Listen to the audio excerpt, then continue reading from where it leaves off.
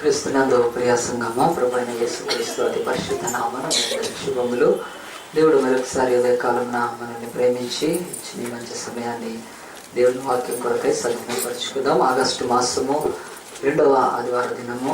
మరి ఈ యొక్క ఉదయకాల ఆరాధనలో దేవుడు తన ఆత్మ ద్వారా మనందరినీ సంధించును గాక.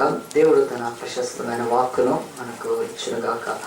మరి ముఖ్యంగా ఈ యొక్క సమయంలో బైబిల్ అనేక అంశాలు ఉన్నప్పటికీ ఒక్కొక్క అంశాన్ని మనం నేర్చుకొని ఆ అంశాన్ని మనం ధ్యానించి ఆ తర్వాత దాన్ని స్థిరపరిచి గైకొన్నప్పుడు తప్పక మన జీవితాల్లో ఒక అద్భుతమైన శక్తి మరి పరలోకం నుండి మనకు దేవుడు అనుగ్రహించింది గుర్తించగలుగుతాం. కనుక ఉదయకాలంలో ముఖ్యంగా మరి మన భారతదేశంలో ఈ యొక్క సమయంలో ముఖ్యంగా రాజకీయంగా చూస్తే మరి చిన్న రాష్ట్రాలు కావాలి అని చెప్పి అనుకుంటున్నారు.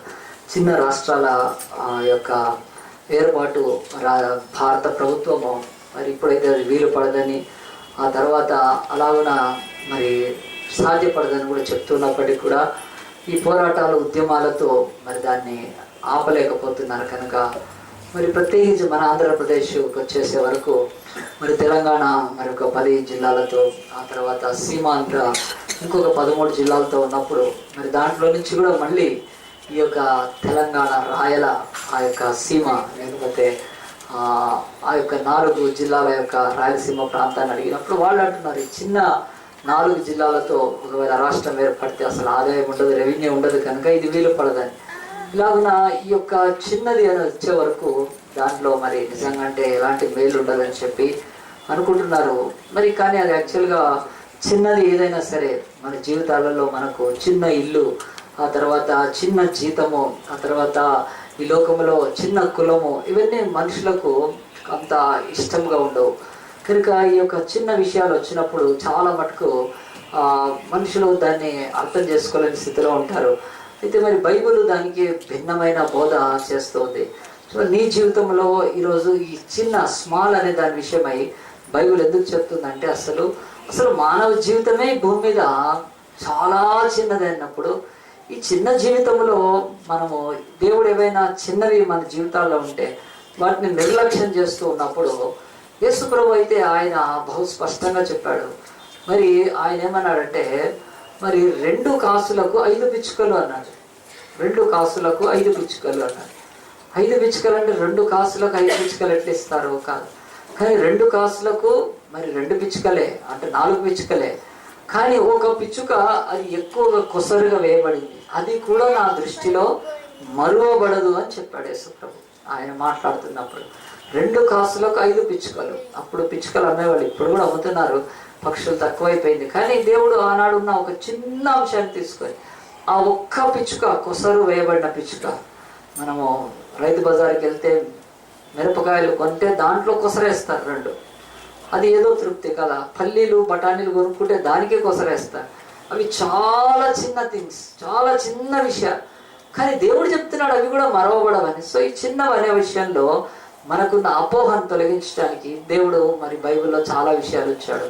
సో ఈ యొక్క చిన్నది స్మాల్ అనే మాట బైబిల్లో 97 టైమ్స్ ఉన్నాయి. 97 సార్లు ఈ యొక్క విషయం ఉంది. ఎందుకనంటే ఇప్పుడున్న పరిస్థితులను బట్టి దేవుని యొక్క సన్నిధిలో ఒక తప్పుడు అవగాహనని మనము అపోహను తొలగించుకోవడానికి దేవుడు ఒక వాక్యాన్ని చూపిస్తాం. మనందరం కూడా 1 సమూయేలు గ్రంథం తీద్దాము.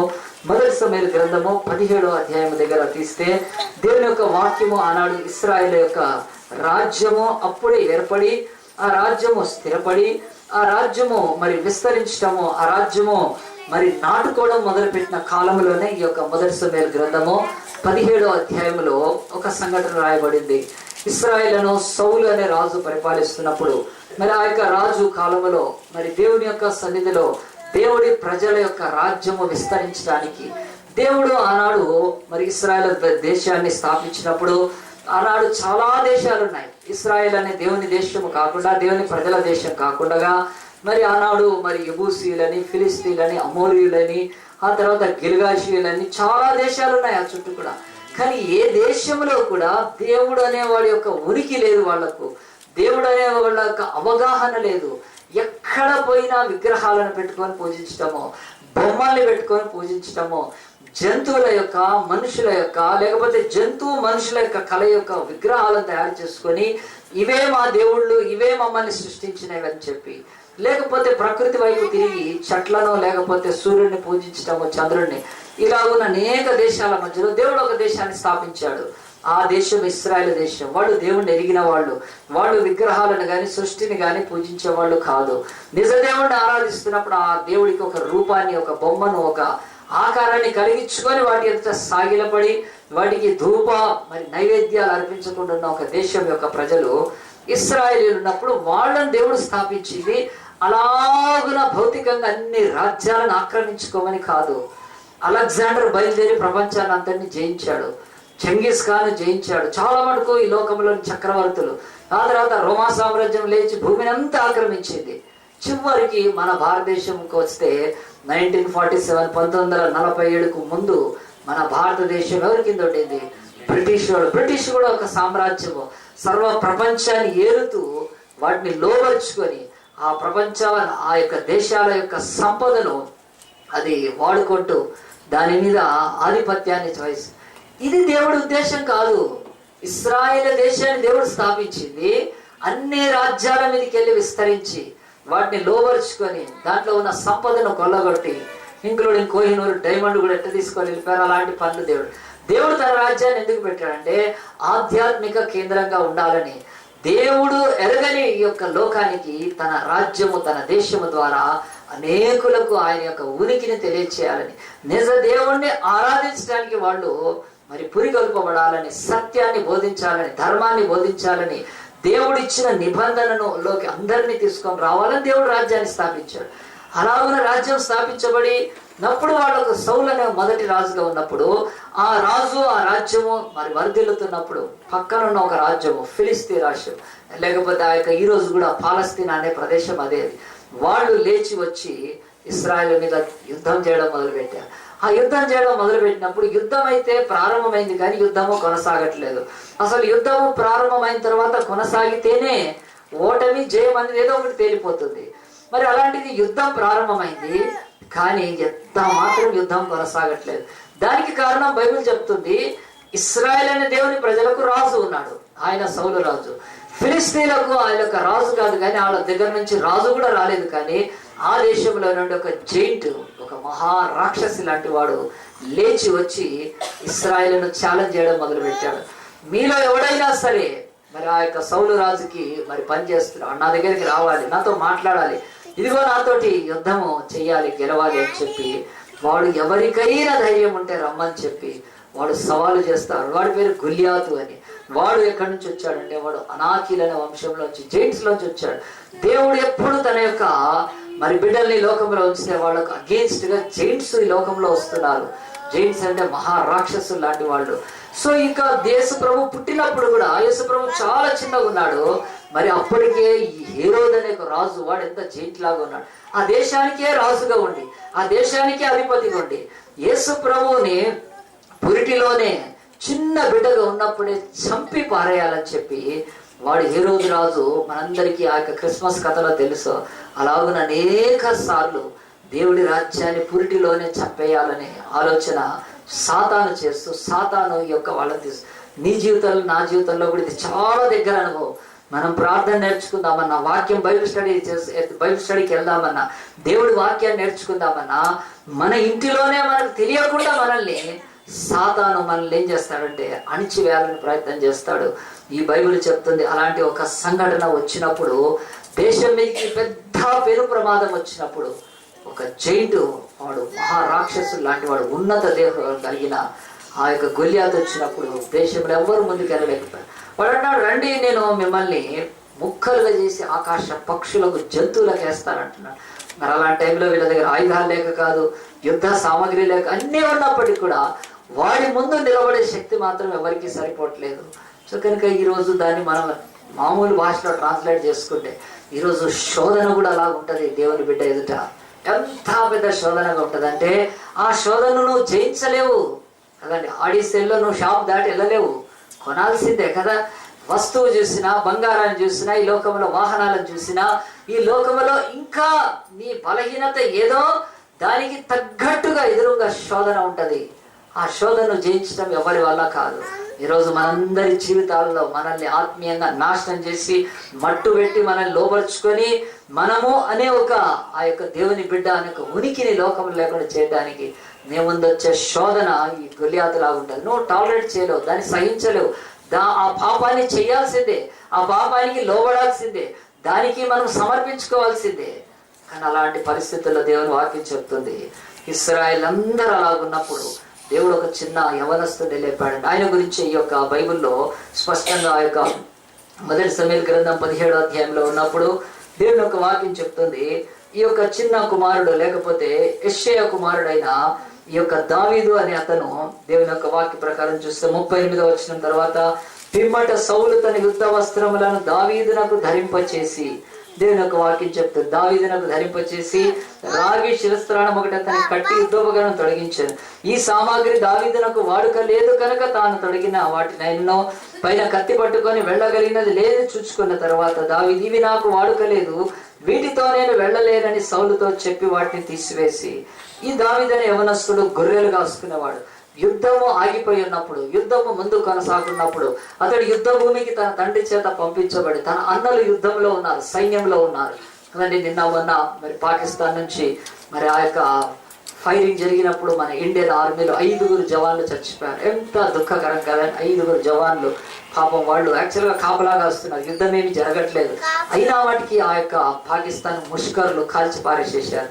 5 వాళ్ళు మరి ఆ యొక్క ఈ లోకంలో నుంచి నిర్నిమిత్తం ఏ కారణం లేకుండా చచ్చిపోయారు. నిజంగా చాలాసార్లు యుద్ధ భూమిలో ఉన్నప్పుడు సైన్యంలో వాళ్ళకి ఏదైనా జరగచ్చు.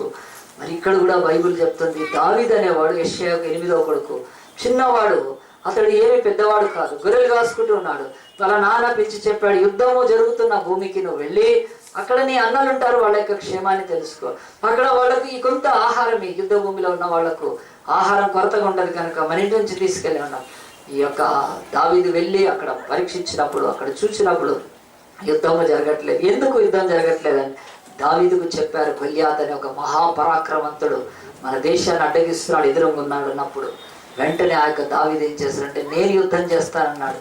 అప్పుడు పిచ్చివాడా, నువ్వు యుద్ధం చేయడానికి ఇవి మరి ఆ యొక్క చిన్నపిల్లల ఆట కాదు, ఎల్లుంటికి అన్నారు. కానీ అతను యుద్ధం చేస్తానన్నప్పుడు ఆ మాట చివరికి రాజు దగ్గరికి వెళ్ళినప్పుడు రాజు పిలిపించి తన యొక్క మరి ఆ కావలసిన యుద్ధ సామాగ్రిని అతడు తొడుక్కోవలసిన వాటిని ఇచ్చినప్పుడు అవి చూచి ఇవి నాకు కాదని చెప్పి, అప్పుడు ఈ చిన్నవాడైన దావీదు చూడండి ఏం తీసుకొని వెళ్ళాడో బైబిల్ చెప్తుంది స్పష్టంగా. వీటినితో నేను వెళ్ళలేనని సౌలుతో చెప్పి వాటిని తీసివేసి 40వ వచనం, తన కర్ర చేత పట్టుకొని ఏటి లోయలో నుండి 5 నున్నని రాళ్లను ఏరుకొని తన యుద్ధనున్న చిక్కములో నుంచుకొని వడిసెల చేత పట్టుకొని ఆ ఫిలిస్తీయుని చేరువకు పోయాను. దేవుని వాక్యం చెప్తుంది, ఈ చిన్న దావీదు చిన్న రాళ్లను తీసుకొని పోయాడు. ఏటిలో దొరికే రాళ్ళు అవి నెత్తి మీద పెట్టుకోవటానికి కాదు, భుజం మీద మోయటానికి కాదు, లేకపోతే వాటిని తీసుకొని వచ్చి ఏ ట్రాక్టర్లోనో టిల్లర్లోనో తెచ్చుకోవటానికి రాలేదు ఆయన. కనుక ఇద్దరిద్దరు పట్టుకోవటానికి అది గ్రనైట్ స్టోన్ అంతది కూడా కాదు. ఏటిలో నులక రాళ్ళు, చిన్న రాళ్ళు తీసుకున్నాడు. స్లింగ్ ఏదైతే మన దగ్గర గిలేరి అంటారు చూడండి, అది తీసుకున్నాడు ఆయన దగ్గర. ఆ భాషలో చెప్పాలంటే వాళ్ళు వేరే రకంగా వాడేవాళ్ళు స్లింగ్ అనేది. కనుక ఆ దాంట్లో పట్టే అంత చిన్న రాళ్ళని తీసుకున్నాడు. 5 రాళ్ళని తీసుకున్నాడు అంతే. తీసుకొని ఆ యొక్క యుద్ధ భూమిలోకి వెళ్ళిపోయాడు. అప్పుడు ఆ రోజు కూడా వాడు వచ్చాడు, గొలియాతు వాడు ఛాలెంజ్ చేస్తున్నాడు. ఆ రోజు దావీదుని చూసి అంటున్నాడు, ఒరే నేను కుక్కను అనుకున్నావా, నా మీదకి కర్రతో వస్తున్నావని. కర్ర కూడా పట్టుకున్నాడు దావీదు, తన గొర్రెలు కాసుకునేవాడు కనుక ఆ స్లింగ్ ఎక్కడో పెట్టుకున్నాడు. ఆ తర్వాత ఒడిసెలను కర్ర పట్టుకొని పోతుంటే, నేను కుక్కను అనుకున్నావా, ఆ కర్ర తీసుకొని వస్తున్నావు, అయినా వాటికి మీకు మీ దేశానికి అంత మతి భ్రమించిపోయింది, కానీ రాను ముందుకు రా, నిన్ను మొక్కలుగా చేసి ఆకాశ పక్షులు. మరి దావీదు అయితే భయపడలేదండి. దావీదు ముందుకు వెళ్ళాడు. వెళ్ళి మరి దేవుని యొక్క పేరట అన్నాడు, యుద్ధము యెహోవాదే అని చెప్పాడు.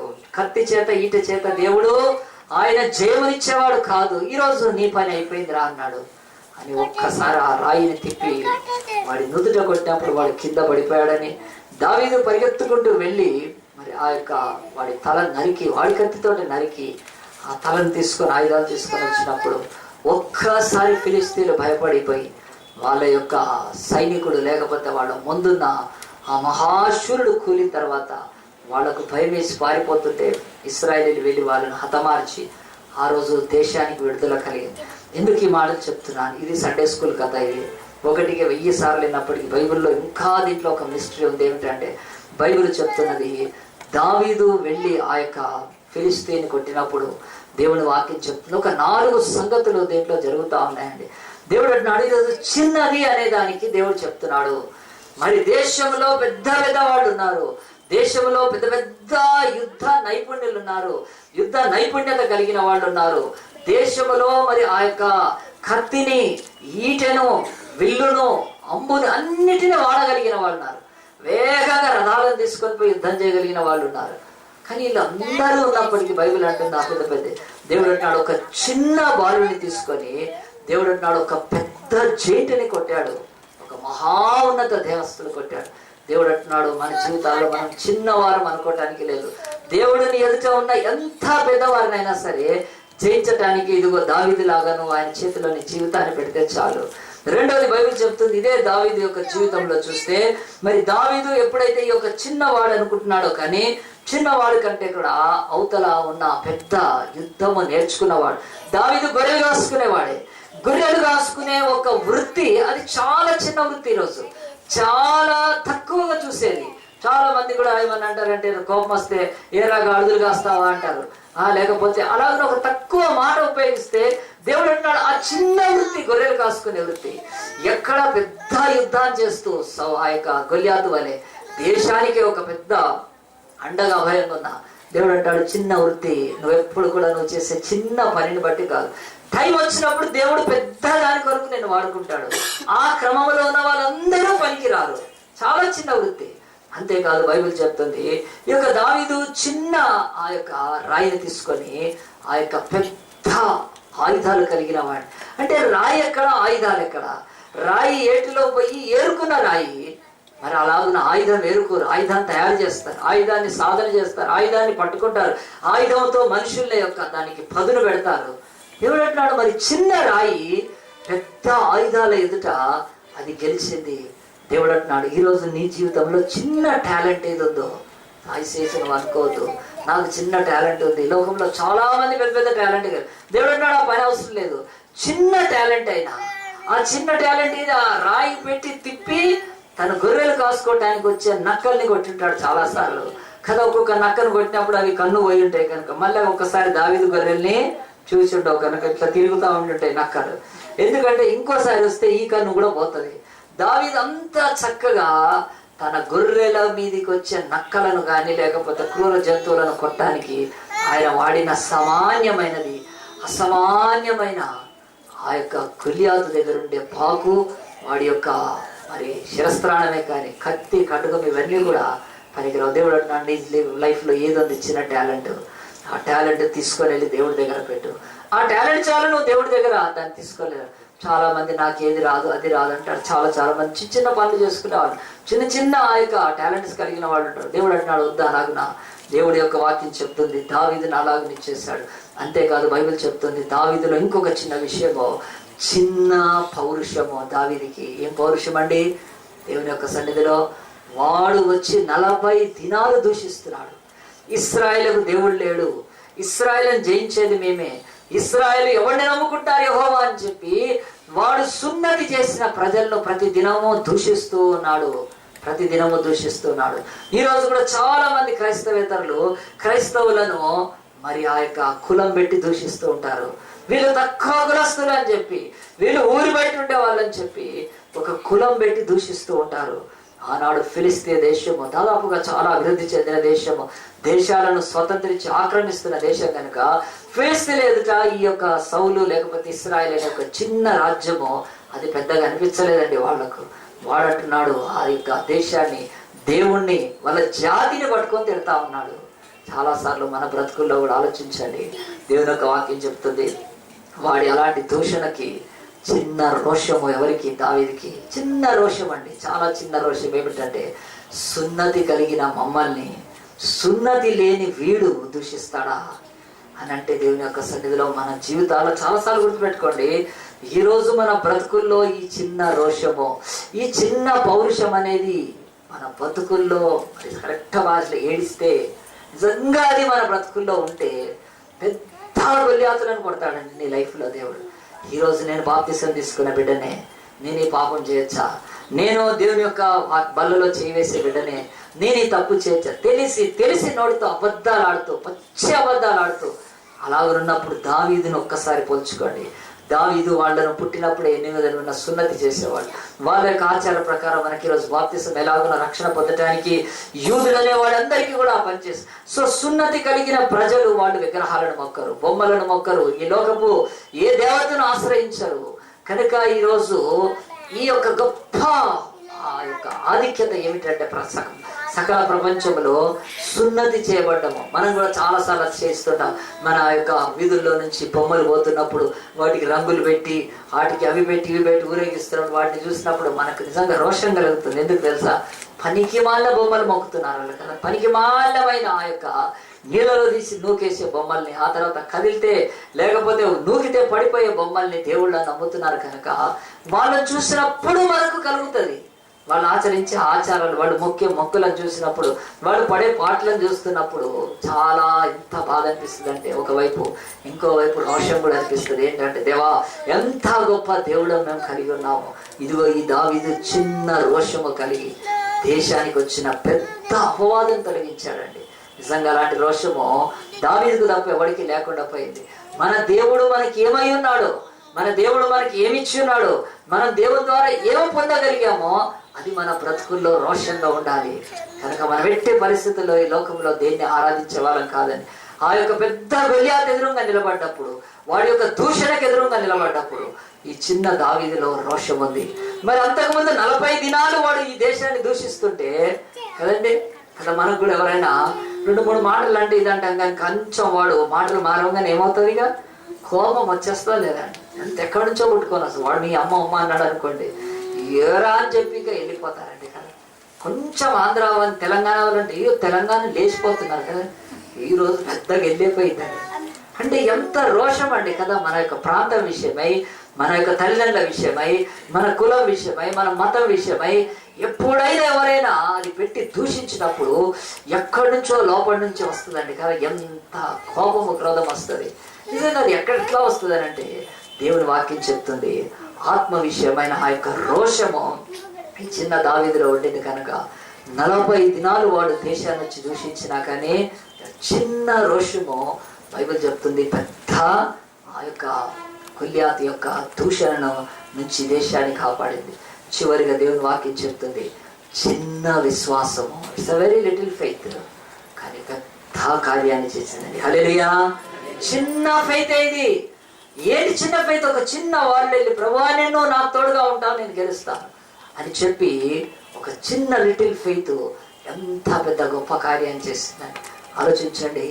ఒక దేశంలో, బ్రజల్స్ అనే దేశంలో ఒకసారి ఒక కళాఖండాలు అంటే లేకపోతే ఆ యొక్క ఆర్ట్ గ్యాలరీ విషయంలో ఒక ఆక్షన్ జరుగుతున్నప్పుడు ప్రపంచ దేశాల యొక్క మొత్తము ఆ యొక్క ధనవంతులు, కోటీశ్వరులు కొనడానికి, ఎందుకంటే దాంట్లో పార్టిసిపేట్ చేసే ఆ యొక్క ఆర్టిస్టులు ఎవరైతే ఉన్నారో వాళ్ళు చాలా వరల్డ్ ఫేమస్ వాళ్ళు. కనుక అలాగున జరుగుతున్నప్పుడు ఆ వరల్డ్ ఫేమస్ ఆ యొక్క ఆర్ట్స్ జరుగుతున్నప్పుడు వచ్చారు ప్రపంచాలు. వచ్చిన తర్వాత ఒకదానికి వెల కడుతూ పోయారండి. వెల కడుతూ పోతున్నప్పుడు చివరికి ఒక గాజుతో చేసిన ఒక కళాఖండాన్ని అన్నిటికంటే ఎక్కువగా, దాదాపు మన ఇండియన్ వీటిలలో చూస్తే అయితే మనకు ఆశ్చర్యం వేస్తే కళ్ళు తిరిగిపోతాయి. బిలియన్స్ అంటారు ఒకసారి. 1.2 అంటే 100 కోట్లకు పైన వెల పెట్టి కొనుక్కుంటారండి ధనవంతులు, కోటీశ్వర్లు వాళ్ళు. అలాగున ఒకదానికి అత్యున్నతమైన ప్రైస్ ఒకదానికి వచ్చింది. ఒక ప్రపంచ మరి బహుకుబేరుడు ధనవంతుడు దాన్ని కొనుక్కున్నాడు. తర్వాత అయితే దానికి ఏం చేశారంటే ప్రతి దానికి కింద ఆర్టిస్ట్ నేమ్ ఉంది, దానికి ఆర్టిస్ట్ నేమే లేదు దాని కింద. లేకపోయే వరకు ఆయన కొనుక్కున్న తర్వాత అడిగారు ఎవరు ఇది తయారు చేసిన వాళ్ళు, ఆర్టిస్ట్ ఎవరున్నారో ఆయనను ప్రవేశపెట్టమని చెప్పినప్పుడు అప్పుడు వాళ్ళు ఏం చేశారంటే మొత్తం అందరూ చప్పట్లు కొడుతున్నప్పుడు ఆ యొక్క ఆర్టిస్ట్ను చూడాలి, ఇంత గొప్ప కళాఖండము గాజుల ముక్కలతో చేసింది, మరి దాన్ని చూడాలి, ఆయన ఎవరు ఎట్లా ఉంటాడో అని చెప్పి ఆయనను చూడాలని అందరూ ఆయన స్టేజ్ మీదకి వెళ్ళినప్పుడు అప్పుడు ఆ యొక్క స్టేజ్ మీదకి మరి ఒక చిన్న పిల్లోడు వచ్చాడండి. చిన్న పిల్లోడు వస్తే వీళ్ళు ఇదేమైనా మిస్టేక్ జరిగిందా, ఈ చిన్న పిల్లోడు వచ్చాడేంటి, చూస్తే కూడా మామూలుగా ఉన్నాడు ఆ పిల్లోడు. కనుక వాళ్ళు ఆ యొక్క ఆక్షన్ కండక్ట్ చేసేవాళ్ళు వాళ్ళంతా కూడా ఏం చెప్తానంటే is the boy that made this art చెప్పినప్పుడు ఆశ్చర్యపోతున్నారు, నమ్మలేకపోతున్నప్పుడు కానీ వాళ్ళు ఏం చేశారంటే ఈ బాయ్ని ఎవరు ఇంట్రడ్యూస్ చేస్తారు, మరి ఎట్లా ఆ పిల్లోడికి కనీసం ఇంట్రడ్యూస్ చేసుకోవటం కూడా రాదు. అలాంటి పరిస్థితుల్లో ఆ యొక్క బాయ్ని ఒక ఆయన ఇంట్రడ్యూస్ చేస్తున్నారు. ఆయన చూడగానే అందరూ చప్పట్లు కొట్టి ఏంటంటే ఆయన చాలా ఫేమస్, ఆయన ఆర్టిస్ట్, ఆయన ఇలాంటి కళాఖండాలు ఎన్నో చేశాడు, ఎన్నో అమ్మాడు. అయితే అందరూ అనుకుంటున్నాను ఆయనే చేశాడు ఇది, కానీ పిల్లోడిని ఎందుకు ముందుకు నొక్కుతున్నాడు అని అనుకున్నారు. కానీ ఆయన కూడా వచ్చి ఒప్పుకున్నాడు, నేను ఇది చేయలేదు, ఈ పిల్లవాడు చేశాడు అని చెప్తున్నాడు. ఆయన మాట కనుక మరి అందరూ నమ్మినప్పటికీ అది ఎట్లా జరిగిందో ఆయన చెప్పాడు. ఆశ్చర్యపోతున్నారు. కొన్ని 100 కోట్లకు పైన విలువ కట్టి తీసుకొని పోతున్నది ఒక పెద్ద ఆర్టిస్ట్ చేయలేదు. మరి ఆ పిల్లోడు ఆయన దగ్గర ఊడ్చేవాడు, ఆ యొక్క చిన్న పని చేసే పిల్లోడు ఆర్టిస్ట్ దగ్గర. ఆయనకి పెద్ద స్టూడియో ఉంది, ఆ స్టూడియోలో తయారు చేస్తూ ఉంటారు. ఆ యొక్క పనికి పెట్టారు ఏంటంటే ఊడవాలి, రోజు ఊడ్చేసి సాయంత్రము ఆ ముక్కలన్నీ తీశారు. అట్లా ఈ చిన్న పిల్లోడు ఆయన దగ్గర పనిచేస్తున్నప్పుడు ఆయన చిన్న జీతము, ఊడ్చే పని, పెద్ద చదువుకోలేదు, ఏమీ లేదు, కానీ పెట్టుకున్నారు పనికి. అయితే ఆయన చెప్తున్నాడు, ఈ యొక్క పిల్లవాడు మరి ఇది తయారు చేయడానికి జరిగింది ఏమిటంటే నా దగ్గర ఊడవడానికి పెట్టుకున్నప్పుడు ప్రతిరోజు ఊడ్చేసేవాడు. ఒకరోజు అడిగాడంట, సార్ మీకేమీ ఇబ్బంది లేకపోతే నేను ఈ యొక్క విరిగిపోయిన అంటే వదిలేసేసిన ముక్కలు, ఈ గాజు ముక్కలు తీసుకోవచ్చా అని అడిగాడు. అంటే అప్పుడు ఆయన అన్నాడు, అవి వేస్ట్ కదా, అవి తీసుకెళ్ళచ్చు అన్నాడు. ఆ పిల్లోడు ఏం చేసేవాడంటే వాళ్ళంతా వెళ్ళిపోయినాక ఆర్టిస్టులు వాళ్ళంతా అక్కడే కూర్చొని వాటన్నిటిని సాటింగ్ చేసి దాంట్లో కొన్ని ముక్కలు తీసుకెళ్ళి పక్కన పెట్టుకున్నాడు. అలాగే చాలా రోజులు గడిచిపోయిన తర్వాత అట్లా ఎప్పటికి తీసేస్తా ఉన్నాడు, కొన్ని పడేస్తాను. ఒకరోజు వాళ్ళు ఈ యొక్క గాజు ముక్కలు డంప్ చేసే స్థలానికి ఈ పెద్ద ఆర్టిస్ట్ ఆయన వెళ్ళి అక్కడ ఏదో కావాలని పోయినప్పుడు అక్కడ ఒక పెద్ద కళాఖండం తయారు చేయబడింటే ఇది చూసి ఆయన ఆశ్చర్యపోయాడు. ఎవరు చేశారంటే ఈ పిల్లోడు ఉనికిపోయాడు, భయపడిపోయాడు. సార్ అది నేనే చేస్తున్నాను, ప్రతిరోజు మీరు ఏ ముక్కలైతే తీసుకోమన్నారు దాంట్లోంచే తీసుకున్నాను, కానీ నీవేమీ నేను తీసుకోలేదని భయపడిపోయి ఎక్కడ ఉద్యోగం పోద్దో, ఎక్కడ కొడతాడో, ఎక్కడ తీసుకెళ్ళి పోలీసుకి అప్పచెప్తాడో అని చెప్పి నేనే దొంగతనం చేయలేదు సార్, నేను నిజంగా అని చెప్పి ఆయన కాళ్ళు పట్టుకుని వీడు భయపడతా ఉన్నాడు. ఆయన అంటున్నాడు, నువ్వు భయపడాల్సిన పని లేదు, ఇది నువ్వే చేసావా, ఎవరైనా వస్తారా ఇక్కడికంటే, లేదు నేనే తయారు చేశాను అని చెప్తున్నాడు. అయినా వాడికి భయం. అంటే ఆయన యొక్క విలువైన ముక్కల్లోంచి ఏదైనా దొంగిలించాడు, ఏమి దొంగిలించలేదు. చూస్తున్నప్పుడు విరిగిపోయిన చిన్న గాజు ముక్కలతో ఆ పిల్లవాడు ఆ యజమానికి దగ్గరలో ఉండి అన్ని చూస్తూ ఉండేవాడు పొద్దున్న నుంచి సాయంత్రం వరకు. ఆ యొక్క కళ అతనికి అబ్బింది. తనకు ఆ కళ గురించి పెట్టాల్సినంత డబ్బు తన దగ్గర లేదు, వాళ్ళు తీసుకొచ్చే మెటీరియల్ కానీ అవంతా కూడా అతను ఆ పిల్లోడికి తెలియదు ఎక్కడ దొరుకుతాయో కూడా. కానీ అతన్ని చూసి యజమాని చూసి అలాగా నేర్చేసుకొని పొయ్యి విరిగిన ఆ యొక్క యూజ్లెస్ ఆ యొక్క గాజు ముక్కలతో ఒకటి చేస్తే ఆ యొక్క ఆర్టిస్ట్ యజమాని కంటే గొప్ప కళాఖండం చేసేసాడు. అది నేను ఒకసారి చదివానండి, బ్రజల్స్లో జరిగింది ఒక ఘటన. ఆక్షన్లో ఆ చిన్న పిల్లవాడి గురించి చదివినప్పుడు నేను ఎందుకు ఈ మాట చెప్తున్నానంటే ఆ పిల్లవాడిలో ఉన్న ఆర్ట్ని చూసి అతనే ఆశ్చర్యపోయాడు. చిన్న పిల్లవాడు చిన్న ఇరిగిన ముక్కలతో మరి ప్రపంచానికి ఒక షాక్ ఇచ్చేంత ఆర్ట్ తయారు చేయగలిగాడంటే బైబిల్ చెప్తుంది, మనం ఎప్పుడు చిన్న విషయాలను విస్మరిస్తాము, ఎప్పుడు చిన్న వాటిని తృణీకరిస్తాము, ఎప్పుడు చిన్నవంటే చిన్న చూపు ఉంటుంది, ఎప్పుడు చిన్నవి పనికిరావు, ఎప్పుడు చిన్నవి అంటే చాలా నిర్లక్ష్యము మనకు. దేవుడు అంటున్నాడు చిన్న వాటిని తీసుకొని ఆయన పెద్ద కార్యాలు చేసే దేవుడు. ఇశ్రాయేలు దేశము చాలా చెప్పాలంటే దేవునిలో గొప్ప దేశమే. వాళ్ళ రాజు సౌలు రాజు 6 అడుగులకు పైన ఉండేవాడే. ఆ యొక్క దేశం అంతా కూడా యుద్ధంలో అనేకులు ఉన్నప్పటికీ దేవుడు అంటున్నాడు చిన్న దావీదు చిన్న రాయిని తీసుకొని చిన్న పౌరుషముతో చిన్న విశ్వాసముతో ఆ దేశానికి ఆ రోజు రక్షణ ఇచ్చాడండి. ఆ యొక్క గొల్లియాతును జయించి చరిత్ర పుటల్లో నిలిచిపోయాడు. దావీదు చిన్న ఆ యొక్క తన యొక్క ఆ రాయిని ఆనాడు ఆ యొక్క సమర్పణను పెట్టి పెద్ద సింహాసనానికి ఆధిక్యత సంపాదించాడు. పెద్ద సింహాసనానికి అతను మరి ఆ యొక్క మార్గాన్ని ఏర్పాటు చేసుకున్నాడు. దేవుడు అడుగుతున్నాడు, ఈరోజు నీ జీవితంలో ఇక చిన్న దాని విషయం వచ్చినప్పుడు నువ్వేం ఆలోచిస్తావు? దేవుని యొక్క వాక్యంలో యేసు ప్రభు చెప్తున్నాడు చూడండి, చిన్న విశ్వాసం గురించి వచ్చినప్పుడు ఎన్నిసార్లు మనం ఈ యొక్క విశ్వాసం గురించి మనం మాటలు వింటున్నాం. దేవుని యొక్క వాక్యంలో యేసు ప్రభు అంటున్నాడు, విశ్వాసం గురించి వచ్చినప్పుడు మనందరం కూడా ఈ యొక్క విశ్వాసాన్ని చాలా తక్కువగా ఎంచుతూ ఉంటాం. కానీ మనందరం మత్తయి సువార్త తీద్దాము, 17వ అధ్యాయంలో తీసి మత్తయి సువార్త 17వ అధ్యాయం తీసినప్పుడు యేసు ప్రభు ఆయన చాలా మటుకు ఈ లోకంలో జరిగే అద్భుతాలకు, ఈ లోకంలో ఆయన చేస్తున్న సూచక్రియలకు, యేసు ప్రభు చేసిన మహత్కార్యాలకు ఈ యొక్క శిష్యులు సీక్రెట్ కనుక్కోవాలని, ఎట్లా చేయగలుగుతున్నాడు యేసు ప్రభు, ఎట్లా చేయగలుగుతున్నాడు అని చెప్పినప్పుడు యేసు ప్రభు దగ్గరికి ఒక మరి భయంకరమైన వ్యాధి గలవాడిని తీసుకొని వచ్చినప్పుడు మరి వీళ్ళెవ్వరూ స్వస్థపరచలేకపోయారు. యేసు వెంటనే మరి స్వస్థపరిచాడు. ఒక దయ్యాన్ని వెలగొట్టిన తర్వాత మరి ఆ యొక్క 17వ అధ్యాయం 19వ వచనంలో, తరువాత శిష్యులు ఏకాంతంగా యేసు వద్దకు వచ్చి మేమెందు చేత దాన్ని వెళ్ళగొట్టలేకపోతేమని అడిగిరి.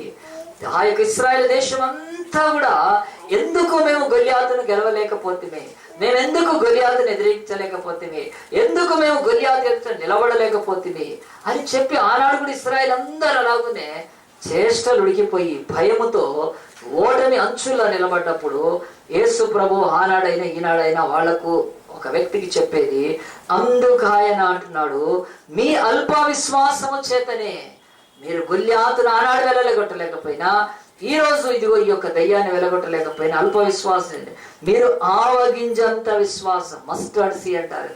మస్టర్డ్ సీడ్ అంటే ఎంత ఉంటుందండి? ఆవగింజ ఎంత ఉంటది? అసలు ఆవగింజ కింద పడితే మన కంటికి కనపడదు అది. కనుక దేవుడు అంటున్నాడు, ఆవగింజంత విశ్వాసం ఉండిన యెడల ఈ కొండను చూచి ఇక్కడ నుండి అక్కడికి పొమ్మనగానే అది పోవును, మీకు అసాధ్యమైనది ఏదీ ఉండదని నిశ్చయముగా మీతో చెప్పుచున్నానని వారితో నేను. చాలా మంది ఇంకా పాత నిబంధనలో ఒక మాట పట్టుకొని, ప్రభువా నీకు అసాధ్యమైంది ఏదీ లేదు అంటుంటే దేవుడు అంటాడు, నాకు కాదురా నీకు అసాధ్యమైంది ఏదీ లేదు. మత్తయి సువార్త 17వ అధ్యాయం పేపర్ చెప్పేశావా అంటాడు. ఏం చేస్తాం? కానీ ఎన్నో పేపర్లు జరిగిపోతా ఉంటుంటాయి కదా, చాలా జరిగిపోతా ఉంటాయి. అలాగే బైబుల్లో అనేక పేపర్లకి ఈరోజు వాల్యూ లేకుండా పోయింది. ఇవి జీవం గల మాటలు, ఇవి దేవుని మాటలు, ఇవి దేవుడు భూమి ఆకాశాలు గతించిపోయినా అవి గతించిపోయే మాటలు. కనుక దేవుడు అంటాడు, మీకు అసాధ్యమైంది ఓల్డ్ టెస్టిమెంట్ నాకు అసాధ్యము, న్యూ టెస్టిమెంట్ మీకు అసాధ్యమైంది ఏది ఉండదని ఈ మాటలు నమ్మారు. ఆ తర్వాత ఆవగింజంత విశ్వాసం లేని శిష్యులు, ఇదే శిష్యుల తర్వాత ఆవగింజ కంటే ఎక్కువ విశ్వాసము కలిగి వాళ్ళు చనిపోయిన వాళ్ళు లేపారు, వాళ్ళు దయ్యాలను వెతుకుంటారు, వాళ్ళు రోగులను స్వస్థపరిచారంటే బైబిల్ అంటుంది ఆవగింజ ఎంత ఉంటది అంటే, దేవుడు ఎంత దుఃఖంగా చెప్తున్నాడంటే, మీ విశ్వాసం ఆవగింజ అంతా కూడా లేదు. పెదవులతో పలుకుతారు కానీ హృదయంలో నమ్మకం ఉండదు. నమ్మకానికి తగ్గట్టుగా మీ విశ్వాసములో అది కాదు. కనుక దావీదు కూడా ఆ యొక్క ఆవగింజంత విశ్వాసం కలిగి ఉన్నాడంటే, ప్రభువా నాది ఆవగింజంత విశ్వాసం ఉంది, పెరగని ఇంకా పెరగని ఇంకా పెరగని ఇంకా పెరగని, పెరిగినాక నేను గొల్యాతు దగ్గరికి పోతానని పరిగెత్తలేదండి. ఆవగింజంత విశ్వాసం ఉందో లేదో గుండెలో తెలుసు. ఎందుకో తెలుసా? తన జీవితంలో దేశానికి కావాల్సిన రక్షణ, మరి దేశము యొక్క భయము, వాడి యొక్క దూషణ, ఇవేవి కూడా ఇక ఆపలేదండి. లేచి ఆవగింజంత కంటే విశ్వాసంతో దావీదు గొల్యాతును కొట్టినప్పుడు బైబిల్ చెప్తుంది, మన జీవితాల్లో ఈ చిన్న విశ్వాసము, ఈ చిన్న ఆ యొక్క ఆవగింజంత విశ్వాసము మన బ్రతుకులో ఉన్నప్పుడు పెద్ద కార్యాలను మనం చేయగలుగుతామండి. సో దయచేసి ఎప్పుడైనా సరే నేను నా జీవితంలో ఇంకా చిన్నది చిన్నది చిన్నది అనుకోవడం మానేసి, ఒక్కసారి చిన్నవాడైన దావీదు చిన్న ఆ యొక్క గులకరాళ్ళు తీసుకొని పెద్ద గొల్యాతును కొడితే ఇట్ ఇస్ పాసిబుల్, నీ వల్ల కూడా దేవుడు ఆ కార్యాన్ని చేయగలుగుతాడు. రెండోది చూపిస్తాను చూడండి, ఇంకా చాలా ఆశ్చర్యంగా అనిపిస్తుంది మనకి దేవుని యొక్క వాక్యంలో. మనందరం కూడా ఈ యొక్క యోహాను సువార్త తీద్దాము. యోహాను సువార్తలో 6వ అధ్యాయంలో దేవుని యొక్క వాక్యము కొన్ని మాటలు రాయబడ్డాయి. యోహాను సువార్త 6వ అధ్యాయంలో కొన్ని మాటలు చూస్తే, దేవుని యొక్క సన్నిధిలో దేవుడు మనల్ని ప్రేమించి దేవుని యొక్క వాక్యములో, మరి ఇక్కడే కాకుండా యోహాను కాదు, నేను మత్తయి సువార్త తీద్దాము. 2 చోట్ల ఉంది అది బెటర్. ఇంకా మత్తయి సువార్త మరి మనం 14వ అధ్యాయం తీస్తే, దేవుని యొక్క సన్నిధిలో యేసు ప్రభు ఆయన శరీరధారిగా ఉన్న ఈ దినాలలో, అప్పుడు 33.5 సంవత్సరాల ఆయన యొక్క సేవలో, 3.5 సేవ ఆ యొక్క ప్రజా సేవలో, లేకపోతే మరి ఆ యొక్క సాంఘిక సేవలో యేసు ప్రభు దేవుని రాజ్యాన్ని ప్రకటించడానికి ఉన్న కాలంలో యేసు ప్రభు ఆయన యూదయ సమరయ గలిలయ ప్రాంతాల గురించి తిరుగుతూ ఉన్నాడు. ఆయన తిరుగుతున్నప్పుడు ఆయన యొక్క దగ్గరికి మరి చాలా సార్లు అనాథలను చూసి, అనారోగ్యం కలిగిన వాళ్ళని చూసి, అభాగ్యులను చూసి ఆయన కదిలింపబడి ఆయన సేవ చేస్తూ ఉండేవాడు. పగలు రాత్రి ఆయన సేవ చేస్తున్నాడు. అలాగున యేసు ప్రభు సేవ చేస్తున్న కాలంలో మరి ఒక బెత్సైదా అనే ఒక ప్రాంతం ఉంది. బెత్సైదా అనే ప్రాంతము అది తిబెరియా సముద్రం, గల్లియా సముద్రానికి దగ్గరలోనే ఉంది. ఇప్పుడు మన దగ్గర కాకినాడ, విజయవాడ, ఆ యొక్క వైజాగ్ ఎలా ఉన్నాయో అలాగున సముద్ర తీర ప్రాంతంగా బెత్సైదా అనే ఒక ప్రాంతం ఉంటే, ఆ ప్రాంతము బెత్సైదా అనే ప్రాంతము హేరోదు, ఆ తర్వాత లేకపోతే ఆ యొక్క ఫిలిప్ అనే ఆ యొక్క హేరోదు రాజు ఆయన ఏం చేశాడంటే ఆ యొక్క బెత్సైదా పట్టణం పేరు మార్చేసేసాడు. పేరు మార్చేసి దానికి జూలియస్ బెత్సైదా అనే పేరు పెట్టాడు. ఎందుకు పెట్టాడు జూలియస్ అంటే, ఆనాడు ప్రపంచాన్ని వెళ్తున్న మరి యొక్క సీజర్ కూతురు పేరు జూలియస్. సో ఆయన కూతురుతో పేరుతోటి చక్కగా బెత్సైదా జూలియస్ అని పేరు పెట్టాడు. ఆ ప్రాంతంలోకి వెళ్ళాడు. పేరు మార్చినాడు, తప్పకుండా మారుతుందండి కదా. మనకందరికీ తెలుసు మరి వైఎస్ రాజశేఖర రెడ్డి జిల్లా, ఆ తర్వాత పొట్టి శ్రీరాములు జిల్లా, ఇలాగనే పెడుతూ ఉన్నాడు. రేపు మరి తెలంగాణ వస్తే కూడా మరి ఇంకొక ఆయన పేరు పెడతా అన్నాడు కదా. సో జిల్లాల పేర్లు మార్చుకుంటూ పోతారు, వాళ్ళ ఇష్టం రాజకీయంగా. కనుక ఇక్కడ కూడా యేసు ప్రభు ఆయన సేవ చేస్తున్న ప్రాంతాల్లో బెత్సైదా అనే ఒక ఊరుంటే, ఆ ఊరిని పట్టణంగా మార్చి దానికి జూలియస్ బెత్సైదా అని పేరు పెట్టి, ఆ పట్టణంలో నుంచే ఈ యొక్క మరి యేసు ప్రభు శిష్యులు, ఒక 3 శిష్యులు ఆయన వెంబడిస్తున్నప్పుడు ఈ యొక్క పట్టణము దగ్గర యేసు ప్రభు ఒక రోజు ఆ పట్టణంలో నుంచి అలాగున ఆ సముద్ర తీరం వైపు ఉండే అరణ్యంలోకి వెళ్ళిపోయాడండి. ఎందుకు వెళ్ళాడంటే బైబిల్ చెప్తుంది, తనకు బాప్తిసం ఇచ్చిన యోహాను తల నరికాడు. వీడు తల నరికేసినందుకు, ఆయన మరణించినందుకు దేవుడు యేసు ప్రభు తీవ్ర దుఃఖంతో, లేకపోతే ఆయనకు చెల్లించాల్సిన ఆ యొక్క మరి నివాళులను అర్పించడానికి, మరి ఆ యొక్క శ్రద్ధాంజలి ఘటించడానికి అప్పుడు సేవ చేయకుండా మెల్లగా అరణ్యంలోకి వెళ్ళిపోయాడు. ఆయన అరణ్యంలోకి వెళ్ళిపోతే చాలా మంది అక్కడ ఆయన ఎటు వెళ్ళాడో తెలుసుకొని అటు పరిగెత్తుకుంటూ ఆయన వెంబడించినప్పుడు వాళ్ళు జనసమూహాలు అయిపోయారు. బైబిల్లో చూడండి, ఒక మత్తయి సువార్త 14వ అధ్యాయంలో దేవుని వాక్యం చెప్తుంది 13. యేసు ఆ సంగతి విని, అంటే బాప్తిసం ఇచ్చి యోహాను చంపబడ్డ సంగతి విని దోణ ఎక్కి అక్కడ నుండి అరణ్య ప్రదేశమునకు ఏకాంతంగా వెళ్ళాడు. ఆయన అరణ్య ప్రదేశానికి ఏకాంతంగా వెళ్ళింది తను ప్రార్థన చేసుకోవటానికి. తనకు బాప్తిసం ఇచ్చిన యోహాను విషయమై దుఃఖించి, దేవా ఈ భూమి మీద ఎంత క్రూరమైన పరిపాలన ఉందని చెప్పి ఆయన మరి అందరికీ విచారంగా దుఃఖంగా వెళ్ళిపోతే, జనసమూహం ఆ సంగతి విని పట్టణం నుండి కాలినడకన ఆయన వెంట వెళ్ళింది. ఆయన వచ్చి ఆ గొప్ప సమూహమును చూచి వారి మీద కనికరపడి వారిలో రోగులైన వారిని స్వస్థపరిచాడు. కనుక ఆయన ఎప్పుడైనా సరే అనాథలను మరి రోగులను చూచి కనికరపడి ఈ లోకంలో ఆయన మొదట స్వస్థపరిచాడు. మొదట బోధన చేయలేదంటే మొదట స్వస్థపరిచాడు. కానీ ఆ తర్వాత ఆయన స్వస్థపరచగలిగిన వారిని అందరినీ స్వస్థపరిచినాక ఆ తర్వాత వాక్యం బోధించేవాడు. వాక్యం బోధిస్తూ ఉన్నప్పుడు బైబిల్ చెప్తుంది సాయంకాలం అయిపోయింది. సాయంకాలం అయినప్పుడు శిష్యులు ఆయన దగ్గర వచ్చి, ఇది అరణ్య ప్రదేశం, ఇప్పటికే ప్రొద్దుపోయాను, ఈ జనులు గ్రామంలోనికి వెళ్ళి భోజన పడతాను కొనుక్కుంటే వారిని పంపివేయని చెప్పినప్పుడు యేసు వారు వెళ్ళక్కర్లేదు, మీరే వారికి భోజనం పెట్టడని వారితో చెప్పగా, వారు ఇక్కడ నుండి మన యొద్ద 5 రొట్టెలు 2 చేపలు తప్ప మరేమీ లేవని ఆయనతో చెప్పి, అందుకు ఆయన వాటిని ఆ యొద్దకు తెల్లని చెప్పి పచ్చిక మీద కూర్చోండి జనులకు ఆజ్ఞాపించి 5 రొట్టెలను 2 చేపలను పట్టుకొని ఆకాశం వైపు కనుడెత్తి ఆశీర్వదించారు. రొట్టెలు విరిచి శిష్యులకు ఇచ్చాను. శిష్యులు జనులకు వడ్డించి వారందరూ తిని తృప్తి పొందిన తర్వాత మిగిలిన ముక్కలు 12 గుంపలు నిండు ఎత్తిరి. స్త్రీలను పిల్లలను కాక తినిన వారు ఇంచుమించు 5,000 మంది పురుషులు. ఇది కూడా ఒక చిన్న సండే స్కూల్ కథలాగా అనిపిస్తుందండి, కానీ బైబిల్ ఇక్కడ కూడా దాన్ని స్పష్టంగా మరి మెన్షన్ చేస్తుంది. ఏమిటి అని అంటే, ఇక్కడ ఆయన అరణ్యంలోకి వెళ్ళినప్పుడు జనసమూహాలు చాలా మంది ఉన్నారు. పొద్దున్న నుంచి ఏమి తినవాడు, ఆకలి పెద్దగా ఉన్నది, ఆ తర్వాత అవసరత పెద్దగా ఉన్నది, రిక్వైర్మెంట్, ఆ తర్వాత అపాయము పెద్దగా ఉన్నది. శిష్యులు గుర్తించేశారు, దేవా ఇక్కడ మనం ఇంకెక్కువసేపు ఉంచితే ఈ ప్రజలు ఒకవేళ వారు సొమ్మసిల్లిపోతే, అప్పటికే హేరోదు, ఆ ఫిలిప్ హేరోదు అనేవాడు బాప్తిసం ఇచ్చి యోహాను చంపాడు, మనం కూడా మత సంబంధమైన కార్యంలో ఉన్నాం కనుక తప్పక అని చెప్పినప్పుడు అపాయం పెద్దగా ఉన్నప్పుడు యేసుప్రభు ఏమన్నాడండి, కానీ మీ ఆలోచన మంచిగా ఉంది, సాయంకాలం అయిపోయింది ఇక పంపించేద్దామని పంపేయలేదు. కానీ యేసు నేరుగా అన్నాడు, వాళ్ళు వెళ్ళనక్కర్లేదు, మీరే వారికి భోజనం పెట్టాలన్నాడు. మరి భోజనం పెట్టాలన్నప్పుడు అది వీలు పడదని చెప్పినప్పుడు, కానీ అది వీలయ్యిందని మిగిలినవి 12 గంపలకు కూడా ఎత్తారని బైబిల్ చెప్తున్నప్పుడు ఇక్కడ కూడా బైబిల్ చెప్తుందండి, ఒక చిన్న బాలుడు తన యొక్క చిన్న ఆహారాన్ని యేసు ప్రభు చేతికి ఇచ్చేసేసాడు. 5 రొట్టెలు 2 చిన్న చేపలు యేసు ప్రభుకి ఇచ్చినప్పుడు, అది యేసు ప్రభు దగ్గర తీసుకొచ్చినప్పుడు కూడా ఎంత విడ్డూరంగా ఉంది, ఎంత వింతగా ఉంది. ఆ యొక్క శిష్యులు తీసుకొని, యేసయ్యా నువ్వు ఏం చేయాలనుకుంటున్నావు? ఈ చిన్న ఆహారము ఇన్ని వేల మంది ఆహారం తీర్చడానికి, ఆకలి తీర్చడానికి ఎట్లా పనికి వస్తుంది? కనుక త్వరగా మనం ఇక్కడ నుంచి వెళ్ళిపోవడము క్షేమము, ఇట్స్ సేఫ్టీ అని చెప్పి అనుకున్నప్పుడు యేసు ప్రభు మాత్రము అక్కడ వాళ్ళను కూర్చోబెట్టి అవి తీసుకొని యేసు ప్రభు అద్భుతం చేశాడు. మరి ఎంతమంది అద్భుతాలు నమ్ముతారో, కానీ ఇవి నమ్మడం మొదలు పెట్టినప్పుడే మనకు దేవుడు మంచి జ్ఞానాన్ని ఇస్తాడండి. ఖచ్చితంగా జరిగింది మనం నమ్ముతున్నాము, యేసు ప్రభు చేయగలుగుతాడు, ఆయన దేవుడు కదా అని చేయగలుగుతాడు అనుకుంటే, యేసు ప్రభు మాత్రం చెప్తున్నాడు ఆయన దేవుడైనా చాలాసార్లు చేయలేడు. గుర్తుపెట్టుకోండి, ఆయన దేవుడయ్యి కూడా ఆయన ఎన్నోసార్లు చేయలేడు. ఇంక్లూడింగ్ ఇక్కడ కూడా యేసు ప్రభు ఏమీ చేయలేకపోయాడు.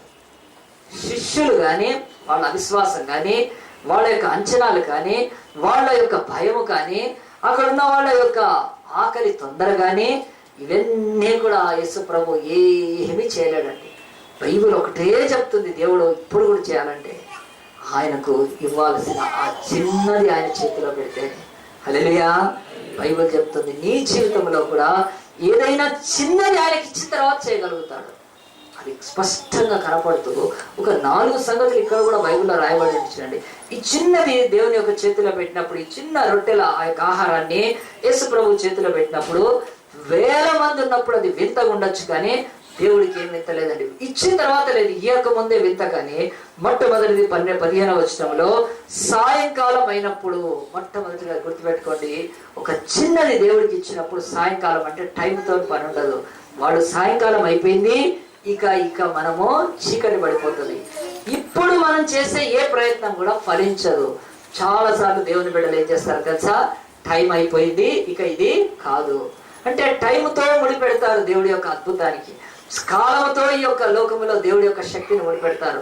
ఈ సాయంకాలం అయిపోయింది కనుక వైండప్ చేసేసి, నేను చెప్తున్నాను బైబిల్ పట్టుకొని, నీ జీవితంలో సాయంకాలం వచ్చేసినప్పటికీ, అంటే సాయంకాలం అంటే నేను నా జీవితంలో యవ్వన కాలంలో నడిప్రాయంలో ఇష్టం వచ్చినట్టు బ్రతికాను, ఇప్పుడు ముగింపులోకి వచ్చేసాను, నాకు దేవుడి యొక్క కృప దొరుకుతుందో లేదో, నేను చేసిన పాపాల క్షమాపణ దొరుకుతుందో లేదో దగ్గర నుంచి మన జీవితాల్లో సాయంకాలం అంటే ముగింపుకు వచ్చేసింది.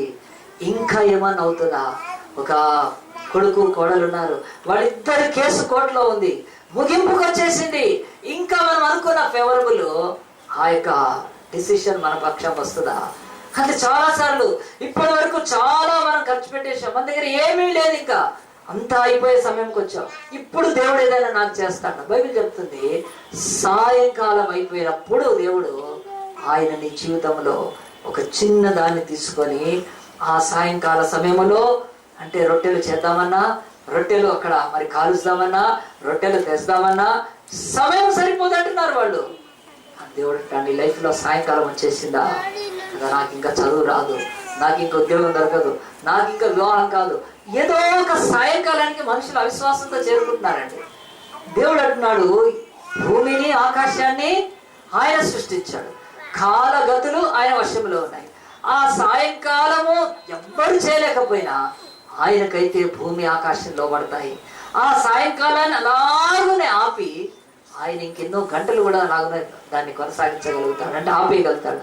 మరి అలాంటి దేవుణ్ణి పెట్టుకుని నీ జీవితంలో సాయంకాలం అయిపోయింది అన్నప్పుడు బైబిల్ ఒకటి ఉంటుంది, నీ జీవితంలో చిన్న సమర్పణ ఏదైతే ఉందో అది ఇస్తే సాయంకాలం అనేది ఉండదండి. రెండవది అక్కడే రాయబడింది చూడండి. తర్వాత బైబిల్ చెప్తుంది శిష్యులు ఆయనకు వచ్చి, ఇది అరణ్య ప్రదేశము, వీళ్ళ లిమిటేషన్ చూడండి, ఇది అరణ్య ప్రదేశము, ఇక్కడ ఏమీ దొరకవు, ఇక్కడ అరణ్యము, ఇక్కడ మనకు కావలసిన ఏర్పాట్లు జరగవు, ఇది అని చెప్పి మనం కూడా చాలా సార్లు యేసు ప్రభు దగ్గరికి వెళ్ళి ఏం చెప్తామంటే, అరణ్య ప్రదేశం అంటే వీళ్ళు మాట వినరు, వీళ్ళ వల్ల కాదు, వీళ్ళు వ్యతిరేకిస్తారు, ఇది వాళ్ళ దగ్గర నుంచి మనం ఆశించలేము. అంటే అరణ్య స్థలాలలోకి వచ్చినప్పుడు అంటే మనం ఏం చేస్తున్నాం తెలుసా? దేవుడు అయితే ఎక్కడ చేయగలుగుతాడండి? ఆయన పురములో చేయగలుగుతాడు. అంటే మనుషులుండే నివాసాల మధ్యలో, అంటే ఇళ్ళు ఉండి ఆ యొక్క గ్రామాలుండి పట్టణాలు ఉండే దగ్గర అయితే యేసుప్రభు చేస్తాడు, అరణ్యంలో ఆయన ఏం చేయలేడు. ఖచ్చితంగా ఈ యొక్క శిష్యుల యొక్క విశ్వాసాన్ని ఆ రోజు నుంచి ఈ రోజు వరకు దేవుడు అంటున్నాడు, వెర్రి వాళ్ళారా, పిచ్చి వాళ్ళారా, అజ్ఞానులారా, తెలివి తక్కువ వాళ్ళారా, బుద్ధిమాంద్యులారా, నేను అరణ్యంలో కాదు, నేను ఆ యొక్క పట్టణంలో కూడా ఏమీ చేయలేను. గుర్తుపెట్టుకోండి, క్వైట్ ఇది దేవుని వాక్యం చెప్తున్నాను నేను. మీరు అనుకోవచ్చు అరణ్యం అయితే ఏమీ చేయలేడు, చేయటానికి వీలుపడదు, కానీ పట్టణము లేకపోతే గ్రామం అయితే దేవుడు ఇక్కడ కూడా ఏం చేయడండి. ఆయనకు అరణ్యం లేదు ఎక్కడన్నా. మనిషి సరిగ్గా లేచి ఆయనకి ఏదన్నా ఆయన అడిగింది ఇస్తేనే చేస్తాడు. చాలా మంది ఈరోజు అనుకుంటున్నారు పట్టణంలో అయితే మంచి ఉద్యోగం దొరుకుతుంది. చాలా మంది ఏం చేశారంటే ఓ మాట చెప్తారు, ఏమనంటే మాకు అక్కడ ఉద్యోగం ఉంది, ఇక్కడ లేదు, అక్కడికి వెళ్ళిపోతే బాగా బతకచ్చు. అయితే నేను చెప్పేవాడిని, నేను యాక్చువల్గా గ్రామీణ సేవ చేశాను కనుక నా దగ్గరికి చాలా మంది వడ్రు వాళ్ళు రాళ్ళు కొట్టుకునే వాళ్ళు, ఇక్కడ రాయి కొట్టుకోలేకపోతున్నాం, ఇక్కడ తగ్గిపోయింది, మేము అక్కడైతే బాగుంది అక్కడికి వెళ్తామంటే నేను ఒకటే చెప్పేవాడిని, అక్కడ వెళ్ళినా కానీ ఏమీ లేదు, ఇక్కడ మీకేమీ తక్కువ కాదు. ఆ యొక్క ప్రాంతాలను బట్టి మీరు కాదు, మీ బ్రతుకులో మీ హృదయంలో ఒక ప్రాంతం ఉంచురండి, దాంట్లో దేవుడికి చోటు లేదు కనుక ఎక్కడికి పోయినా అంతే. ఇదేంటి పాస్టర్ చేపిస్తున్నాడు మమ్మల్ని? చేపించడం కాదు, ఫ్యాక్ట్స్ చెప్తాను నేను. నువ్వు ఎక్కడ పోయినా దీవించబడవు. ఎందుకో తెలుసా? నువ్వు అక్కడ పోయి ఎక్కువ సంపాదించి దేవుడి దగ్గర నువ్వు ఇవ్వకపోతే, ఇక్కడ ఉన్న దాంట్లో తక్కువ సంపాదించిన దాంట్లో యథార్థంగా దేవుడికి ఇచ్చినప్పుడు కదా నీవు దేవుడు దీవించేది. సో ఈ సీక్రెట్ అర్థం కావట్లేదండి. నేను అమెరికాకి వెళ్తా, ఫారెన్ వెళ్తా, అక్కడే ఎక్కడ సంపాదిస్తే ఏముందండి. దేవుడు అంటాడు, దేవుడు ఒక చోట లిమిట్గా లేడు ఆయన. ఇప్పుడు అందరి దేవాలయాలకు ఎందుకు పరిగెత్తున్నారు? ఆ కొండలకు ఈ కొండలకు, అక్కడ ఎవడో దేవుడు ఉన్నాడని చెప్పి మొక్కడానికి వెళ్ళి పోయి వస్తున్నారు తప్ప, మొక్కొచ్చినాక మనం ఉన్న స్థలంలో ఏదైనా భక్తి ఉంటుందా మనకు? మనం ఉన్న స్థలంలో నీతిగా బతుకుతున్నామా? అది లేనప్పుడు మరి ఆ దేవుళ్ళు అలాంటి మూగ చెవిటి గుడ్డి కుంటి దేవతలకేం చేతగా? ఈ దేవుడు జీవాధిపతి, విశ్వమంతా వ్యాప్తించున్నాడు. ఆయనకు అరణ్యమని లేదు, ఆయనకు పట్టణం అని లేదు. నేనైతే ఖచ్చితంగా మీరెక్కడ పోయినా బ్లెస్ గారు, ఎందుకంటే ఇక్కడ లిస్టు నా దగ్గర ఉంది. మీరు ఇచ్చే కానుకలు కానీ మీ భక్తి కానీ నాకు తెలుసు. మీరేమైనా మరి అలాగే అక్కడ ఉన్నవాళ్ళు కష్టమైన బాధ అయినా ఉన్న దగ్గర దేవునికి యథార్థంగా ఉండి ఇచ్చినప్పుడు వాళ్ళు ఉన్న చోటే చాలా ఆశీర్వదింపబడ్డారు. నిజంగా వేరే దగ్గరికి వెళ్ళాలంటే గాడ్స్ ప్లాన్లో వెళ్తే దట్ ఈస్ డిఫరెంట్ అది. కానీ ఇక్కడ నుంచి లేచిపోయి ఫలానా చోట వెళ్ళి సంపాదిద్దాం, ఫలానా చోట బాగుపడతాం అనుకునేది దేవుడు అంటాడు, ఇదిగో శిష్యులు అంటున్నారు ఇది అరణ్యమో, ఇది నీకు చేత కాదు. అరణ్యంలో చెట్లు ఆకులు తప్ప ఏముండవు. అదే మరి ఆ యొక్క పట్టణంలో అయితే రిలయన్స్ ఉంటుంది, రిలయన్స్ మార్ట్ ఉంటుంది, ఆ తర్వాత మోర్ ఉంటుంది, మోర్ స్టోర్ ఉంటుంది, అక్కడ పిండి ఉంటుంది, ఆశీర్వాద్ ఆట ఉంటుంది కదా, తర్వాత సన్ఫ్లవర్ నూనె ఉంటుంది, పిండి విసుకుదాం రొట్టెలు చేద్దాం అంటున్నారు పట్టణంలో. దేవుడు అంటాడు ఇదేమి తెలివి తక్కువ. ఇది గుర్తుపెట్టుకోండి, మనం ఎక్కడ బ్లెస్ అవుతామంటే బైబిల్ చెప్తుంది, ఎక్కడ ఆయనకు సరిగ్గా మన చిన్నది సమర్పిస్తేనే. అరణ్యం అనేది మర్చిపోండి. దేవుడు అన్నాడు అరణ్యం అనేది దేవుడికి లేదు. ఆయనకు అరణ్యం ఎక్కడ తెలుసా? అసలు ఆ యొక్క మనుషుల యొక్క అవిశ్వాసమే ఆయనకు అరణ్యము. ఎటు చూచినా విశ్వాసం లేదు. యేసుప్రభు చాలా బాధపడేవాడు. ఆయన సముద్రంలోకి వెళ్ళాడు, పెద్ద తుఫాన్ వచ్చేసేసింది, ఆయన ఓడలో హాయిగా పండుకున్నాడు. ఆయనకు ఆ తుఫాన్ చక్కగా ఇంకా ఇట్లా ఊపుతుంటే ఇంకా చక్కగా నిద్రపోయింటాడు యేసుప్రభు. ఆయనకు ప్రకృతి ఊపుతా ఉంది కానీ చక్కగా నిద్రపోయాడు. కానీ ఆ తర్వాత శిష్యులకు మాత్రము 1-2 ఓడలో కదండి, ఆ యొక్క ఓడలో టాయిలెట్స్ కూడా ఏమి ఉండవు, బిక్కు అంటున్నారు, ఈగ భయపడతా ఉన్నారు. ఏసేమో ఊగుతున్నాడు హాయి చక్కగా, ఏమీ లేదు. పాతాళానికి వెళ్ళిపోయినా ఆయన పైకి వచ్చేంత మరి ఆ యొక్క శక్తి ఆయనలోనే ఉంది, బయట కాదండి. ఇక చూసి ఆ ఓడలో వెళ్ళే వాళ్ళందరూ కూడా ఎప్పుడు సముద్రంలో వెళ్ళేవాళ్ళు, వాళ్ళే భయపడుతున్నారు కదండి. ఇప్పుడు మనం ఎక్కిన బస్సు డ్రైవరే భయపడుతుంటే ఇక ఉంటుంది మన పని. డ్రైవరే అంటున్నాడు అనుకో, నాకు భయం వేస్తుంది అని అడిగితే ఇక మన బతికి ఏం కావాలంట బస్సులో ఎక్కితే కదా. మోటార్ సైకిల్ ఎక్కిన కూర్చొని నాకు భయం వేస్తుంది అని అడిగితే అలా ఉన్న చూడండి. మరి వాళ్ళంతా చేపలు పట్టేవాళ్ళే, వాళ్ళంతా ఎప్పుడు సముద్ర అనుభవం కలిగిన వాళ్ళే భయపడి యేసుప్రభుని లేపుతున్నారు, అయ్యా మేము నశించిపోతున్నాం. యేసుప్రభు ఆ మాటకు చాలా మండిందండి. యేసుప్రభుకి ఎంత కోపం వచ్చిందంటే, నశించిపోవడం ఏంటి అసలు ఆ మాట వాడకూడదండి కదా. చాలా మంది అప్పుడప్పుడు ఇంట్లో నీళ్లు రాకపోతే అయ్యో మేము నశించిపోయామని కూడా ఉన్నారు కదా. ఒక్క పూట ఆహారం తినకపోతే ఇక కళ్ళు గుడ్లు తెలబెట్టి ఇంక అయిపోయింది అనుకున్నా. అంటే ఈ చిన్న విషయాలకు ఎంత పెద్ద ఆ యొక్క బాధను వ్యక్తపరిచిన దేవుడికి అసహ్యం వేసి అల్ప విశ్వాసులారా ఇంకెంతకాలం అంటే యేసు ప్రభు చాలాసార్లు బాధపడింది. ఆయన అరణ్యంలో ఉన్నట్టుగా ఫీల్ అయ్యేవాడు, చుట్టూ ఎవరికి విశ్వాసం ఉండేది కాదు. బైబిల్ చెప్తుంది యేసు ప్రభు చిన్న రొట్టెలు ఆయన చేతిలో పెట్టిన ఆయనకు అరణ్యం అనేది ఉండదు. గుర్తుపెట్టుకోండి, మనం ఎక్కడ పోయి దీవించబడేది కాదు. ఉన్న చోట యథార్థంగా ఉంటే అంచెలంచెలు మెల్లగా దీవించబడతాము. ఆ తర్వాత బైబిల్లో ఇంకొక విషయం చెప్పి ముగించేస్తా. ఇప్పటికే ప్రొద్దుపోయేనో ఈ జనులు గ్రామంలోనికి వెళ్ళి భోజన పదార్థాలు కొనుక్కొనుటకై. ఇది కూడా బైబిల్ చెప్తుంది. చిన్నవి తీసుకెళ్లి దేవునికి ఇవ్వటము అది వేరే అయితే, ఈయన అన్నాడు కొనుక్కోవడానికి కూడా ఉండదు. అంటే దాదాపుగా దేవుని యొక్క సన్నిధికి వచ్చి చాలా మంది బ్లెస్సింగ్స్ పర్చేజ్ చేయాలని ట్రై చేస్తున్నారు, ఎప్పుడు చేయలేరు. గుర్తుపెట్టుకోండి, తెలుగు భాష ఎట్లా రాసుకుంటూ ఆశీర్వాదాలను మనం వెలపెట్టి కొనలేము. మన బ్రతుకులో డబ్బులు పెట్టి ఆశీర్వాదాన్ని కొనలేము ఈ లోకంలో. ఎవడైనా సరే చక్కటి ఇంగ్లీష్ ఉంటుంది. You can buy bed but you cannot by sleep. You can buy food but you cannot by appetite. కదండి, ఎన్ని మాటలు రాస్తారు. You can buy medicine but you cannot by healing. అన్ని కదండి బాగా దొరుకుతాయి బయట చూస్తే కొటేషన్స్. అవన్నీ చదివినప్పుడు నాకంటే ఎంత చక్కగా రాశారు కదండి. ఈ లోకంలో ఏదైనా నువ్వు కొనుక్కోగలుగుతావు, కానీ అక్కడే నువ్వు మెడిసిన్ కొనుక్కోగలుగుతావు కానీ హీలింగ్ ని కొనుక్కోలేవు. నువ్వు ఒక బెడ్ కొనుక్కోగలుగుతావు కానీ నిద్రను కొనుక్కోలేవు. నువ్వు ఆహారాన్ని కొనుక్కోగలుగుతావు కానీ ఆకలిని కొనుక్కోలేవు. అలాగనే చాలా ఈ లోకంలో ఉన్నప్పుడు బైబిల్ అంటుంది, ఇక వాటికే లోకస్తులు అంతా స్పష్టంగా చెప్తున్నప్పుడు నీ బ్రతుకులో ఆశీర్వాదాలను కొనుక్కుంటావా? కదండి, ఒక కూతురికి వెండిచ్చి బంగారం ఇచ్చి కొడుకుకి వాహనాలు అన్ని చేసిన వాళ్ళకు పిల్లల్ని అయితే ఏ తల్లిదండ్రులు ఇవ్వలేరండి. పిల్లలు సంతానం గర్భఫల బహుమానం దేవుడిచ్చేది. సో ఎక్కడైనా పోయి డబ్బులు పెట్టి మనం కొనుక్కోగలుగుతామా? దేవుడు అంటాడు కొనలేని వాళ్ళు. కనుక వీళ్ళు ఏం చేస్తున్నారంటే ఇచ్చినవి తమ దగ్గర ఉన్నాయి ప్రభువుకు సమర్పించి మోకాళ్ళకి శిష్యులంతా ప్రార్థన చేసి దేవా నువ్వు ఏదైనా చేయగలుగుతావని చెప్పే ఫెయిత్లోకి రాకుండా వాళ్ళు ఏం మాట్లాడుతున్నారు తెలుసా? కొనుక్కొనుటకై అని అంటున్నారు. గుర్తుపెట్టుకోండి, చాలాసార్లు మనం కూడా బ్లెస్సింగ్ కొనుక్కోలేము కదా. ఆ పాస్టర్ దగ్గరికి వెళ్ళి ఈ పాస్టర్ దగ్గరికి వెళ్ళి ఆ మినిస్ట్రీకి వెళ్ళి ఈ మినిస్ట్రీకి వెళ్ళి యంగ్ పార్ట్నర్ అని ఓల్డ్ పార్ట్నర్ అని డబ్బులు పంపించి మనకు ఆశీర్వాదాలు వస్తాయా? దేవుడు అంటాడు నీ బతుకులు ఎంతవరకు సమర్పణ లేదు. ఈ చిన్న రొట్టెల్ని ఇచ్చిన చిన్న బాలుడి హృదయంలో ఎంత క్రీస్తుకు చోటు ఉంది. మన చిన్న జీవితాలలో ఈ చిన్న హృదయంలో చిన్న స్థలం ఇంతవరకు యేసుప్రభుకి ఇవ్వనప్పుడు దేవుడు అంటాడు నీ బ్రతుకులు కొనుక్కునే కాడికి. అంటే బైబిల్ అంటుంది ఈ యొక్క వాక్యాల ద్వారా దేవుడి సన్నిధిలో బిజినెస్ లేదు, వ్యాపారం లేదు. ఎక్కడైనా వ్యాపారం చేస్తాం కానీ మన ఇంట్లో చేస్తామా అంటే వ్యాపారము కదా. అన్న టూత్పేస్ట్ అడిగాడు అనుకో 10 రూపాయలు అంటామా? పొద్దున్నే చెల్లెకో పౌడర్ అడిగింది అనుకో 15 రూపాయలు అంటామా? ఏంటండి ఎక్కడైనా వ్యాపారం నడుస్తుంది కానీ ఇంట్లో ఎట్లా నడుస్తుంది అంటే ఇల్లు అనేది అది ఒక ప్రేమ అభిమానాలతో మమత అనురాగాలతో రక్తబంధానికి మించి మానవులు ఎక్స్ప్రెస్ చేయలేని ఒక బాండేజ్ కదండి అది ప్రేమ. అది ఆత్మ సంబంధమైన అనురాగాలతో ముడిపడి ఉంటుంది. ఒకళ్ళకొరకు ఒకళ్ళు ప్రాణం పెట్టడానికైనా అలాంటిది కుటుంబంలో ఉంటుంది కనుక అది వ్యాపారం. దేవుడు అంటున్నాడు శిష్యులతో పిలిచి మీరు తండ్రి ఇంటికి వస్తున్నారు, నా ఇంటిలో ఉంటున్నారు, కొనుక్కోవడం ఏంటి? What is the purchasing? పోయి కొనుక్కొని తేవడం ఏమిటి? కాదు. కనుక మన జీవితాలు ఆశీర్వాదాలను కొనలేమండి. మనం ఆ చర్చికి ఇంత ఇచ్చి ఈ చర్చికి ఇంత అక్కడిక్కడ అదంతా దొంగ వేషాలు అవి.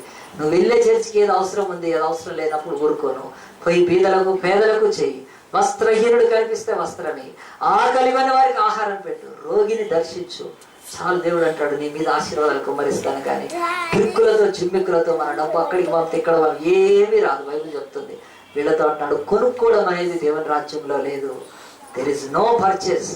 గుర్తుపెట్టుకోండి. లోకం విషయంలో ఒక మంచి మాట చెప్తాను, ఇంగ్లీష్లో తెలుగులో రాసి పెట్టుకోండి. ఎప్పటికైనా నన్ను గుర్తుపెట్టుకుంటారు ఈ మాట. ఈ వరల్డ్ ఏంటంటే బయింగ్ అండ్ సెల్లింగ్. గుర్తుపెట్టుకోండి. వరల్డ్ సిస్టమ్ ఏంటి తెలుసా? Buying and selling.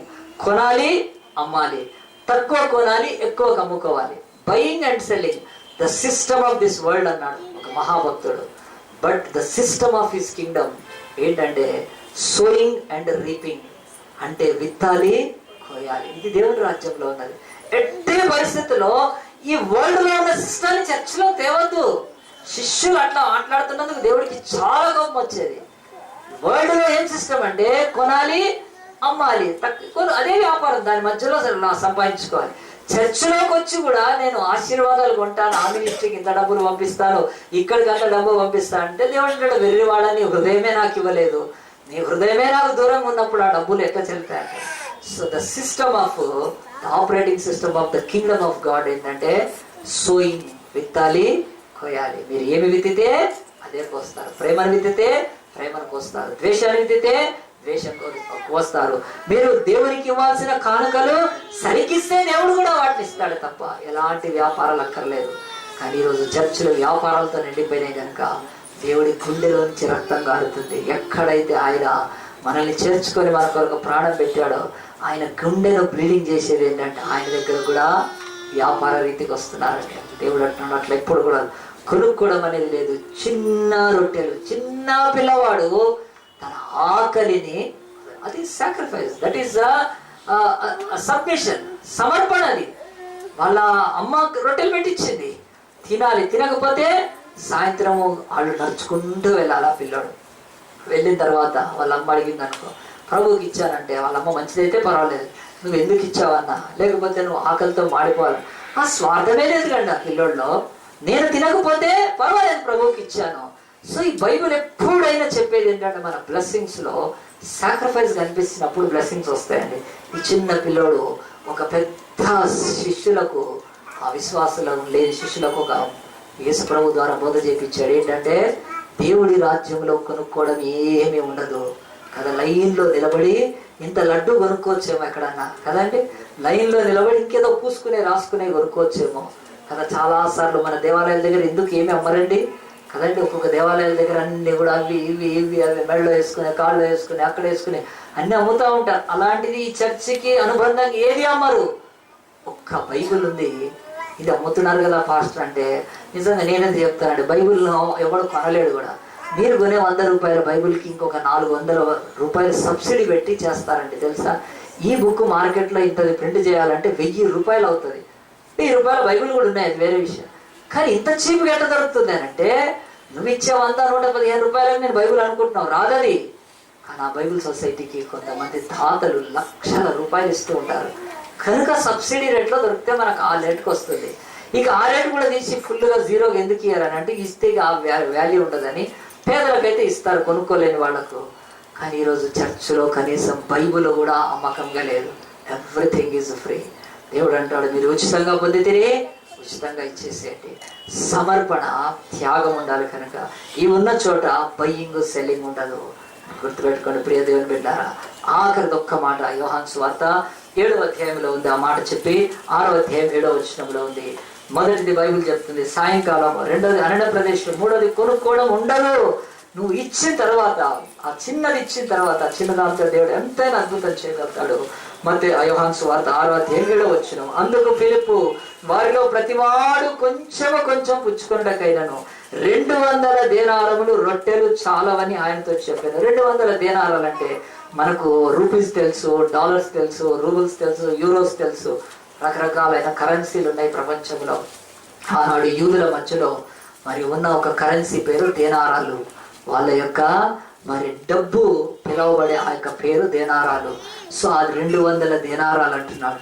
దేవుని వాక్యం ఇక్కడ చివరిది ఏం చెప్తుందనంటే, దేవుని యొక్క వాక్యంలో క్యాలిక్యులేషన్స్, తప్పకుండా క్యాలిక్యులేషన్స్ దేవుడు ఇష్టపడాడు. ఫిలిప్ ఒకవేళ మ్యాథ్స్ టీచర్ ఏమో నాకైతే తెలియదు కదా, మరి ఆయన చాలా లెక్కలు కట్టగలిగాడు అంటే అంత తొందరగా. ఆయన మ్యాథ్స్ జీనియస్ అయి ఉంటాడు ఫిలిప్ చాలా. కానీ దేవుడు అంటున్నాడు, మంచిదే, నువ్వు ఆ నాలెడ్జ్ ఉంటే మంచిదే, పర్వాలేదు, ఈ లోకంలో ఏదో ఉద్యోగం చేసుకోవటానికి, but don't bring in to the kingdom of God. ఈ లెక్కలు క్యాలిక్యులేషన్స్ దేవుడి దగ్గర తీసుకొని రావద్దు. దేవుని వాక్యం చెప్తుంది. ఈరోజు ప్రతిదానికి లెక్క కట్టుకుంటూ ఉంటారు. లెక్క కట్టుకుంటూ ఉన్నప్పుడు దేవుడు ఒక్కసారి అంటాడు, ఆకాశ పక్షులను చూడండి, అవి ఎప్పుడు కూడా బ్యాంక్ బ్యాలెన్స్ చూసుకో, అవి ఏ స్టోర్కి వెళ్ళవు, అవి ఎక్కడ పోయి తెచ్చుకో, కానీ వాటిని దేవుడు పోషిస్తూనే ఉన్నాడు 1000 సంవత్సరాల నుంచి. మరి ఎంత క్యాలిక్యులేషన్ చేయగలుగుతామా మనము కదండి. దేవుడు అంటున్నాడు, ఇన్ని పక్షులను, ఇన్ని జంతువులను, ఇన్ని జలచరాలను ఆయన ఆహారాన్ని పుట్టిస్తూనే ఉన్నాడు, వాటికి ఇస్తూనే ఉన్నాడు. వాటి యొక్క కొలత లేదు. మన జీడిపి 3.5 పడిపోయిందని, మన దేశ ఆర్థిక స్థితి కుప్పగొలుతుందని, ఆ తర్వాత స్టాన్లీ మొరగన్ అనేవాడికి దేశం మళ్ళీ 1991 తర్వాత వెనక్కి ఇండియాను భయపెడతా ఉన్నారు. ఇప్పుడు ఉన్న పరిస్థితి, ఆర్థిక పరిస్థితి, ఇవన్నీ క్యాలిక్యులేషన్స్ అండి. హ్యూమన్ చర్చిలో క్యాలిక్యులేషన్ లేదు. ఎందుకంటే దేవుడి ప్రేమకు క్యాలిక్యులేషన్ ఉండదు. మానవుడి యొక్క సమర్పణకు దేవుడు క్యాలిక్యులేషన్ చేయడు. దేవుడు చేసిన త్యాగానికి ఆయన ఎప్పుడు కూడా క్యాలిక్యులేట్ చేసుకోమని చెప్పట్లేదు. ప్రియ దేవుని బిడ్డలారా, దేవుని వాక్యం చెప్తుంది. దేవుని యొక్క సన్నిధిలో 4 చెప్పాను. చిన్న రొట్టెలు పెద్ద అద్భుతాన్ని జరిగించాయి. ఒక ఆమె బాపట్లలో ఉండేదండి. ఆమె ఏం చేసిందంటే 60 మందికి ఉద్యోగాలు ఇప్పించింది. 60 మందికి ఉద్యోగాలు ఇప్పించిందంటే నేను చదివి అనుకున్న టైటిల్, ఇది లేడీయా లేకపోతే కిలాడియా? ఖచ్చితంగా 60 మందికి గవర్నమెంట్ ఉద్యోగాలు ఇప్పించాలంటే మామూలు ఇప్పించగలుగుతామండి? మనం మహా అంటే 1-2 ఇప్పించచ్చేమో. ఆ తర్వాత ఉద్యోగాలు ఇప్పిస్తామని కుచ్చు టోపీలు తయారు చేయించి నేపాల్ నుంచి తెచ్చి పెట్టేవాళ్ళు చాలా మంది ఉన్నారు సాఫ్ట్వేర్లో. కానీ 60 మంది గవర్నమెంట్ జాబ్స్ ఇప్పించాలంటే ఇది వీలవుతుందా? చాలా కష్టం అండి. 60 మందికి కదా, ఒక IAS ర్యాంకులో ఉన్నాడు కూడా ఒకవేళ 60 మందికి ఉద్యోగాలు ఇప్పించలేడేమో. కానీ ఈమె 60 మందికి ఉద్యోగాలు ఇప్పించిందంటే నేను కొంచెం అనుమానంగా ఆమె విషయం చేశాను. కానీ తర్వాత మెల్లగా దాని ఆర్టికల్ చదివిన తర్వాత తెలిసింది ఆమె 60 మందికి ఉద్యోగాలు ఎట్లా ఇప్పించగలిగిందంటే, ఆమె ఒకసారి డిగ్రీ చదువుతున్నప్పుడు ఈ మాట్లాడలేని వాళ్ళు, ఆ తర్వాత చెవుడు కలిగిన వాళ్ళు అమ్మాయిలను, కొంతమంది అబ్బాయిలకి ఎగతాళి చేస్తూ ఉన్నారు, ఆట పట్టిస్తున్నారు. ఒకవేళ తను కూడా వాళ్ళలో ఉన్నప్పుడు తను కూడా అట్లే అనుకొని, అంటే తను కూడా మూగా చెవిటి అనుకొని వాళ్ళు ఇచ్చేయినా కానీ ఆమె మాటలు వస్తాయి. అప్పుడు పోయి ఆ రోజు అంతా బాధపడింది. ఈ మూగా ఆ తర్వాత వినబడిన వాళ్ళు మాట్లాడిన నేనేమన్నా చేయాలని చెప్పి పోయి ఇంటికి వెళ్ళి ఏడ్చి వాళ్ళ నాన్నతో చెప్పిందట. ఏమనంటే, డాడీ నేనేమన్నా డిగ్రీ చదువుతుంది అన్నాడు. మంచిదమ్మా, నువ్వు చేస్తే తప్పేముంది నీకు అన్నప్పుడు ఆమె డిగ్రీ కంప్లీట్ చేసి పీజీలో మరి ఆ యొక్క హియరింగ్ ఫర్ ఇంపైర్డ్ అని ఆ యొక్క ఒక సబ్జెక్ట్ పీజీలో చేసింది. అది చేసి కంప్లీట్ చేసిన తర్వాత సడన్గా పెళ్ళి అయిపోయిన తర్వాత పెళ్లి సంబంధాలు ఇదైపోయినాయి. అయ్యో నేను ఏదైనా చేద్దాం అనుకున్నానని చెప్పి, అయినా మటుకి నేను చేసిన ఈ పీజీకి సరే ఏదైనా ఉద్యోగం చేద్దాం కదా అని చెప్పి ఆ యొక్క ఒక ఉద్యోగం ప్రయత్నం చేస్తే ఈ వాళ్ళ కాలేజీలోనే, ఈ బదిలీల కాలేజీలో జాబ్ వచ్చింది. ఆ జాబ్ చేస్తూ దానికి ప్రిన్సిపల్ కూడా అయిపోయింది. అంతగా ప్రిన్సిపల్ అయిపోయినా కానీ సంపాదన లేదు. వాళ్ళందరికీ హెల్ప్ చేస్తున్నప్పటికీ కూడా తనకు సాటిస్ఫాక్షన్ లేదు కనుక ఆమె ఏం చేసిందనంటే పోయి వాళ్ళ నాన్నకు, వాళ్ళ భర్తకు చెప్పింది, మనం ఏదైనా చేద్దామండి వీళ్ళ గురించి అన్నప్పుడు సరే అని చెప్పి ఆయన ఓకే అన్నప్పుడు ఆమె మళ్ళీ ఆ యొక్క ఉద్యోగాన్ని రిజైన్ చేసేసి చక్కగా ఏం చేసిందంటే తన భర్త ఇల్లు కట్టిస్తే పైన ఆ యొక్క ఇల్లు ఉంటే కింద ఒక ఇన్స్టిట్యూట్ పెట్టిందని. ఆ ఇన్స్టిట్యూట్లో దాదాపు 30 మంది ఈ యొక్క చెవిటి, ఆ తర్వాత మూగ, మాట్లాడలేని వినలేని పిల్లల్ని మరి ఎక్కడ దొరుకుతారు వీళ్ళు? ENT హాస్పిటల్కి వెళ్ళింది హైదరాబాద్లో. అక్కడ ఆ యొక్క ENT హాస్పిటల్లో అధికారులకు చెప్పింది, ఇక్కడికి ఎవరైనా పేద పిల్లలు, చెవుడు అంటే వినలేని వాళ్ళు, మాట్లాడలేని వాళ్ళు చదువుకోవాలని ఆశపడుతూ ఉన్నట్లు కొంచెం మీకు తెలిసిన వాళ్ళని అడుగుతారు కదా డాక్టర్లు, మంచిగా నాకు ఇన్ఫర్మేషన్ ఇవ్వండి అంటే అట్లా వాళ్ళని ఇస్తే వాళ్ళని తీసుకొని దగ్గర పెట్టుకొని నెలకు 40,000 రూపాయలు ఖర్చు అండి. 40,000 రూపాయలు ఖర్చు అవుతూ ఉంటుంది. అవి పెట్టి తన భర్త వ్యాపారం చేస్తుంటే వాళ్ళిద్దరు కలిసి ఈరోజు వాళ్ళ దగ్గర ఇంటర్మీడియట్ కంప్లీట్ చేసి వాళ్ళు ఆ తర్వాత వాటికి సంబంధించిన జాబ్స్, టెక్నికల్ జాబ్స్ ఏవో గవర్నమెంట్లో ఉంటే అలాగున్న 9 ఇయర్స్లో ఆమె 60 మందికి ఉద్యోగాలను వచ్చేటట్టు చేసిందండి. ఆమె ఆర్టికల్ చదివినప్పుడు అనిపించింది, ఈమె పేరు మెర్సీ అండి. మెర్సీ ఈమె పేరు బాపట్ల నుంచి వచ్చింది, ఇప్పుడు హైదరాబాద్లోనే ఉంటుంది మెర్సీ అని. ఈమె గురించి చదివినప్పుడు ఎంత నాకు అనిపించింది, ప్రభా ఆ రోజు ఏదో మనం 5 రొట్టెలు చిన్న చేపలు నీ చేతిలో పెడితే కాదు, చిన్న జీవితాన్ని నీకు పెట్టి నీ చేతిలో పెట్టేది. మాట్లాడలేని వాళ్ళు, వినలేను, ఏ ప్రభుత్వ పథకాలు అక్కర్లేదు, ఏ డబ్బులు అక్కర్లేదు, ఏదో ఫారిన్ ఫండ్స్ అక్కర్లేదు, తను పెళ్లి చేసుకొని హాయిగా తన భర్తతో జూనియర్ లెక్చరర్ రాస్తే 2003లోనే వచ్చింది మీకు జైలు. ఆ పోస్ట్ కూడా వదిలేసేసి 60 మంది పిల్లలు ఈరోజు 30 చిల్డ్రన్ ఎప్పుడు తన దగ్గర ఉంటారు, పేద పిల్లలు, వాళ్ళకి నేర్పించి మెర్సీ ఈమె పేరు కనుక వీళ్ళు ఆర్టికల్ రాస్తున్నప్పుడు మెర్సీ అంటే కరుణ, నిజంగానే ఆమెలో కరుణ ఉంది. మరి ఆమె ఈరోజు 60 మందికి ఇచ్చేస్తుంది. దేవుడు కూడా చూస్తున్నాడు, ఎవరు చేయగలుగుతారు? ఫారెన్ ఇల్లు వచ్చి తిరిగి రెవరెండ్ పెట్టుకుని అవి పెట్టుకొని పెద్ద ఎస్టాబ్లిష్మెంట్ ఎవరు చేయట్లేదు. 60 మందికి ఉద్యోగాలు ఇప్పించింది అంటే వాళ్ళకు ఉద్యోగాలు చేసేటట్టు. ఆ తర్వాత ఇప్పుడు ఆమెకు ఒక కొత్త అధికారం, నేను ఇంకా డిగ్రీ పిల్లలకు కూడా నేను టీచ్ చేస్తానని చెప్పి వాళ్ళ కొరకు కంప్యూటర్ అవన్నీ పెట్టి తన సొంత డబ్బును పెట్టి, చాలా మంది వాళ్ళు ఉండే కాలనీలు అన్నారంట, మీరు ఇంత మంచి ఇల్లు కట్టుకొని రెంట్కి ఇస్తే నెలకు జీతం వస్తుంది, అదే మీరు ఒక స్వచ్ఛంద సంస్థ పెడితే రివర్స్ పడుతుంది మీకు, పర్వాలేదు, పడ్డా పర్వాలేదు, కానీ ఈ పిల్లల బతుకులు మారాలని చెప్పి ఆమె న్యూ గుడ్ షెపర్డ్ అనే ఒక సంస్థను పెట్టిందని. పెట్టి ఈరోజు హైదరాబాద్ నడిపిస్తుంది. పేపర్స్ కవర్ చేస్తున్నా, ఎవరు చేసినా కానీ ఒక్కటి మాత్రం చెప్తున్నాను, ఒక చిన్న జీవితం అండి ఆమెది. ఆ యొక్క డిగ్రీలో ఉన్నప్పుడే ప్రభువుకి సమర్పణ. ప్రభు నాకేమంతే, అందరిలాగానే మా తల్లిదండ్రులు పేదవాళ్లే, మిడిల్ క్లాస్ వాళ్ళే, అందరిలాగానే నేను చదువుకుంటున్నా ఉద్యోగం. నా జీవితాన్ని నీ చేతిలో పెట్టినప్పుడు ఈరోజు 60 మందికి కులము, మతము, జాతికి అతీతంగా, అందరూ క్రిస్టియన్సే కాదండి, అందరూ వచ్చి చదువు నేర్చుకొని ఈరోజు ఉద్యోగాలు సంపాదించారంటే బైబిల్ చెప్తుంది 2000 సంవత్సరాల క్రితం యేసుక్రీస్తు కూడా తీసుకెళ్ళి ఇచ్చింది చిన్న రొట్టెలే. ఆయన పెద్ద ఆశీర్వాదాన్ని ఆయన ఇచ్చాడని బైబిల్ చెప్తుంది. కనుక ప్రియ దేవుని బిడ్డారా, చివరికి నేను దేవుని యొక్క వాక్యంలో 2 మాటలు చెప్పి ముగించాలనుకుంటున్నాను. ఒక దగ్గర చూస్తే రాయి పాత నిబంధనలు, కొత్త నిబంధనలో రొట్టె. ఈ రాయి ఎవరు, ఈ రొట్టె ఎవరు? బైబిల్ చెప్తుంది రాయి యేసుప్రభువే, రొట్టె కూడా యేసుప్రభువే. యేసుప్రభువుకు ఒక పేరుంది, రాయి లేకుంటే బండ అని. అంటే మన శత్రువు మనల్ని వచ్చినప్పుడు ఈ రాయి అయిన యేసుక్రీస్తుని మనము ఆ యొక్క కోటగా చేసుకోవాలని, అభేద్యమైన కోటగా చేసుకోవాలని ఆయన చెప్తున్నాడు. రాయి అంటే ఈరోజు రాయి అంటే ఇంకేదో కాదు, అది చిన్న రాయి. ఈరోజు ప్రపంచంలో మరి అది ఎంత పెద్దగా అయిపోయిందంటే యేసు అనే ఆ యొక్క రాయిని మన శత్రువులకు అభేద్యంగా కోటగా చేసుకోవాలి. రెండవది మరి ఆయనే రొట్టె. ఆయన అంటున్నాడు జీవాహారమును నేనే, పరలోకం నుండి దిగి వచ్చిన ఆహారాన్ని నేనే రొట్టెను. ఆయన ఉన్నాడు ఆ రొట్టె, ఆయన మన ఆకలిని తీర్చడానికి.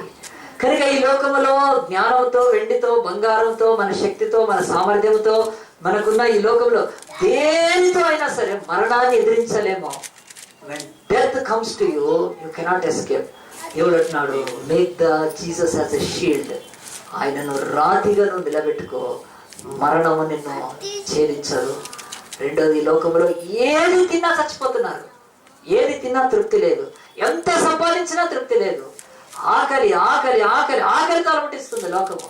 ఏదో ఆకలి, రాజకీయ ఆకలి దగ్గర నుంచి, శరీర ఆకలి దగ్గర నుంచి లోకములో తృప్తి అనేది లేదు. యేసుప్రభు అంటాడు, అక్కడ ఏమని రాశాడు తెలుసా? ఆ 5,000 మంది తిని తృప్తి పొందిన తర్వాత 12 గంపలు ఎత్తారు. నీ బ్రతుకులో దైవమైన యేసు నీకుంటే, ఈయన వాక్యం ద్వారా నీ ఆత్మను, నీ మనస్సును, నీ ప్రాణాన్ని, నీ కళ్ళను, నీ యొక్క జీవితాన్ని, నీ కుటుంబాన్ని ఆయన తృప్తి పరుస్తాడు.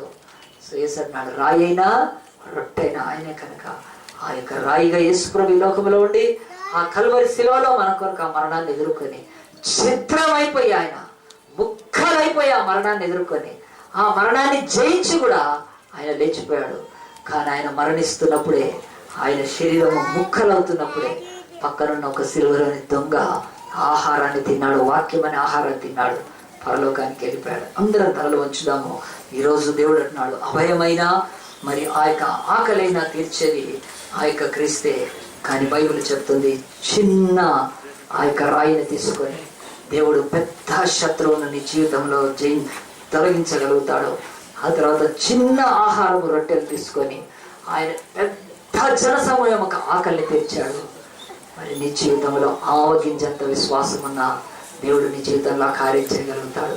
ఈరోజు మన బ్రతుకుల్లో వాళ్ళు నన్ను చిన్న చూపు చూచారు, నీ బ్రతుకులో బాధ కలుగుతూ ఉంటుంది.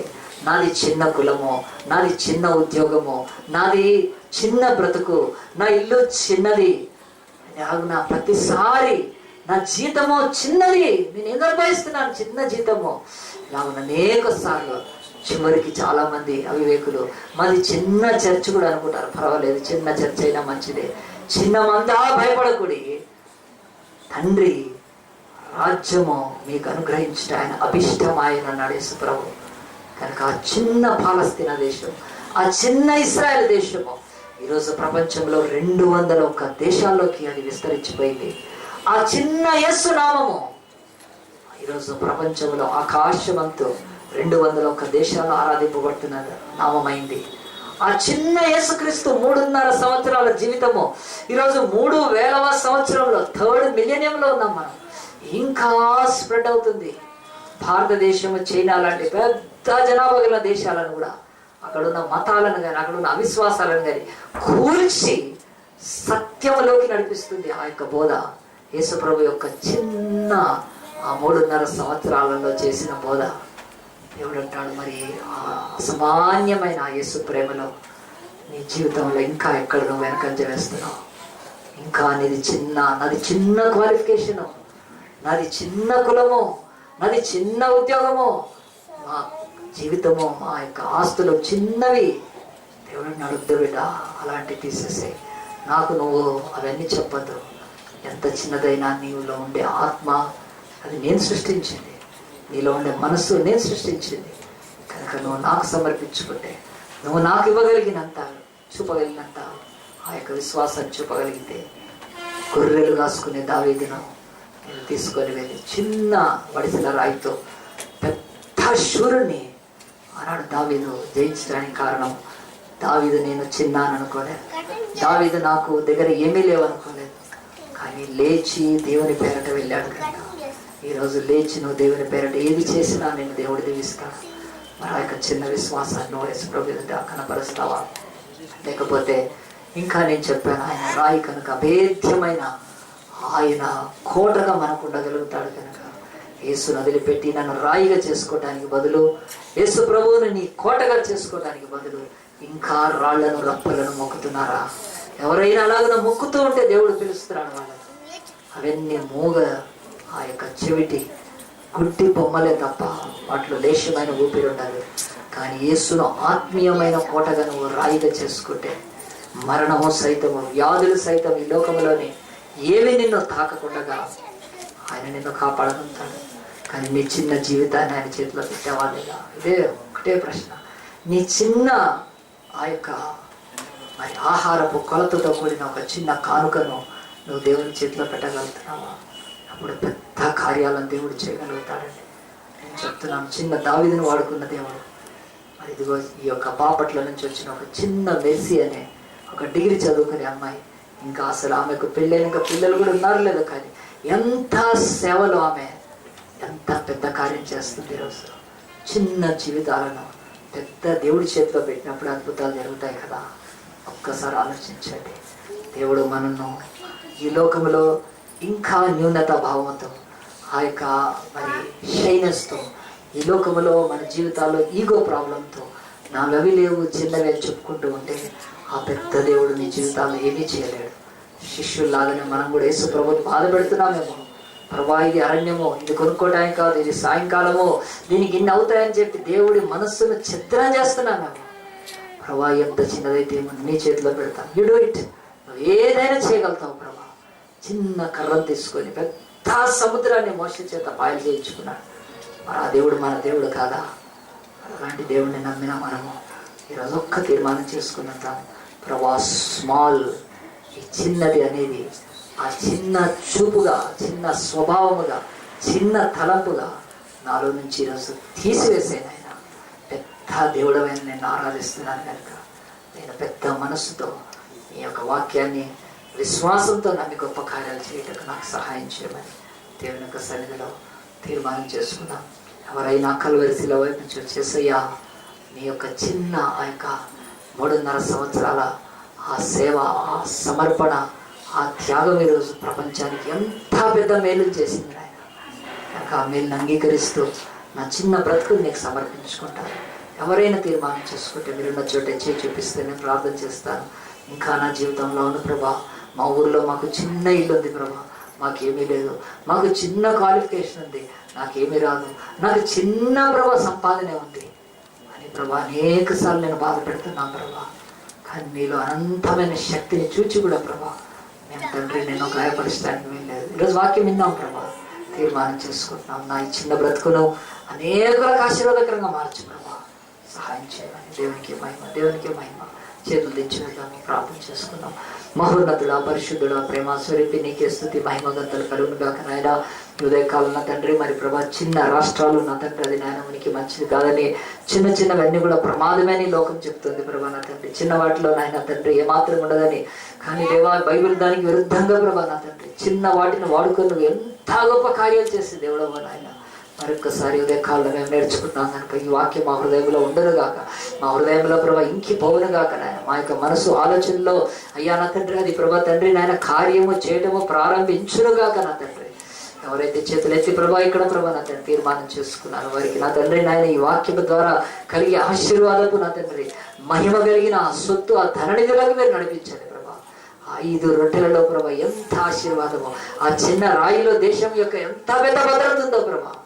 ఆనాడు ఎవరికి తెలియలేదు కానీ అవి జరిగినాక తెలిసింది కనుక మా ఈ చిన్న బ్రతుకుల్లోనూ దాచి ఉంచిన మహాగొప్ప ఆశీర్వాదాలు ప్రభా ఈ లోకానికి వెల్లడి కావాలంటే అవి నీ చేతిలో పెట్టాలి, విశ్వాసం ఉంచాలి కనుక అలాంటి తీర్మానం చేసుకునే వీళ్ళందరినీ కూడా మీరు దీవిస్తూ ప్రభా నాయన. అయ్యా తండ్రి నీ యొక్క నామాన్ని బట్టి ప్రభా నాయన వాక్యం యొక్క ప్రభా ప్రయోజనము, వాక్యం యొక్క ప్రభా తండ్రి ప్రతిఫలం వారి జీవితాల్లో ఖచ్చితంగా చూసే కృపను నాయన మీరే దయచేసి మీ నామాన్ని మహిమపరమని విత్తబడిన వాక్యానికి నారు కట్టి నీరు పోసిన ఆయన మీరే నిరంతరంగా ఫలింపచేయమని ఈ కొద్ది మనవులను ప్రార్థనలను మా ప్రభు రక్షకులైన యేసు పరిశుద్ధ నామాన్ని బట్టి అడిగి వేడుకుంటున్నాము తండ్రి. ఆమేన్.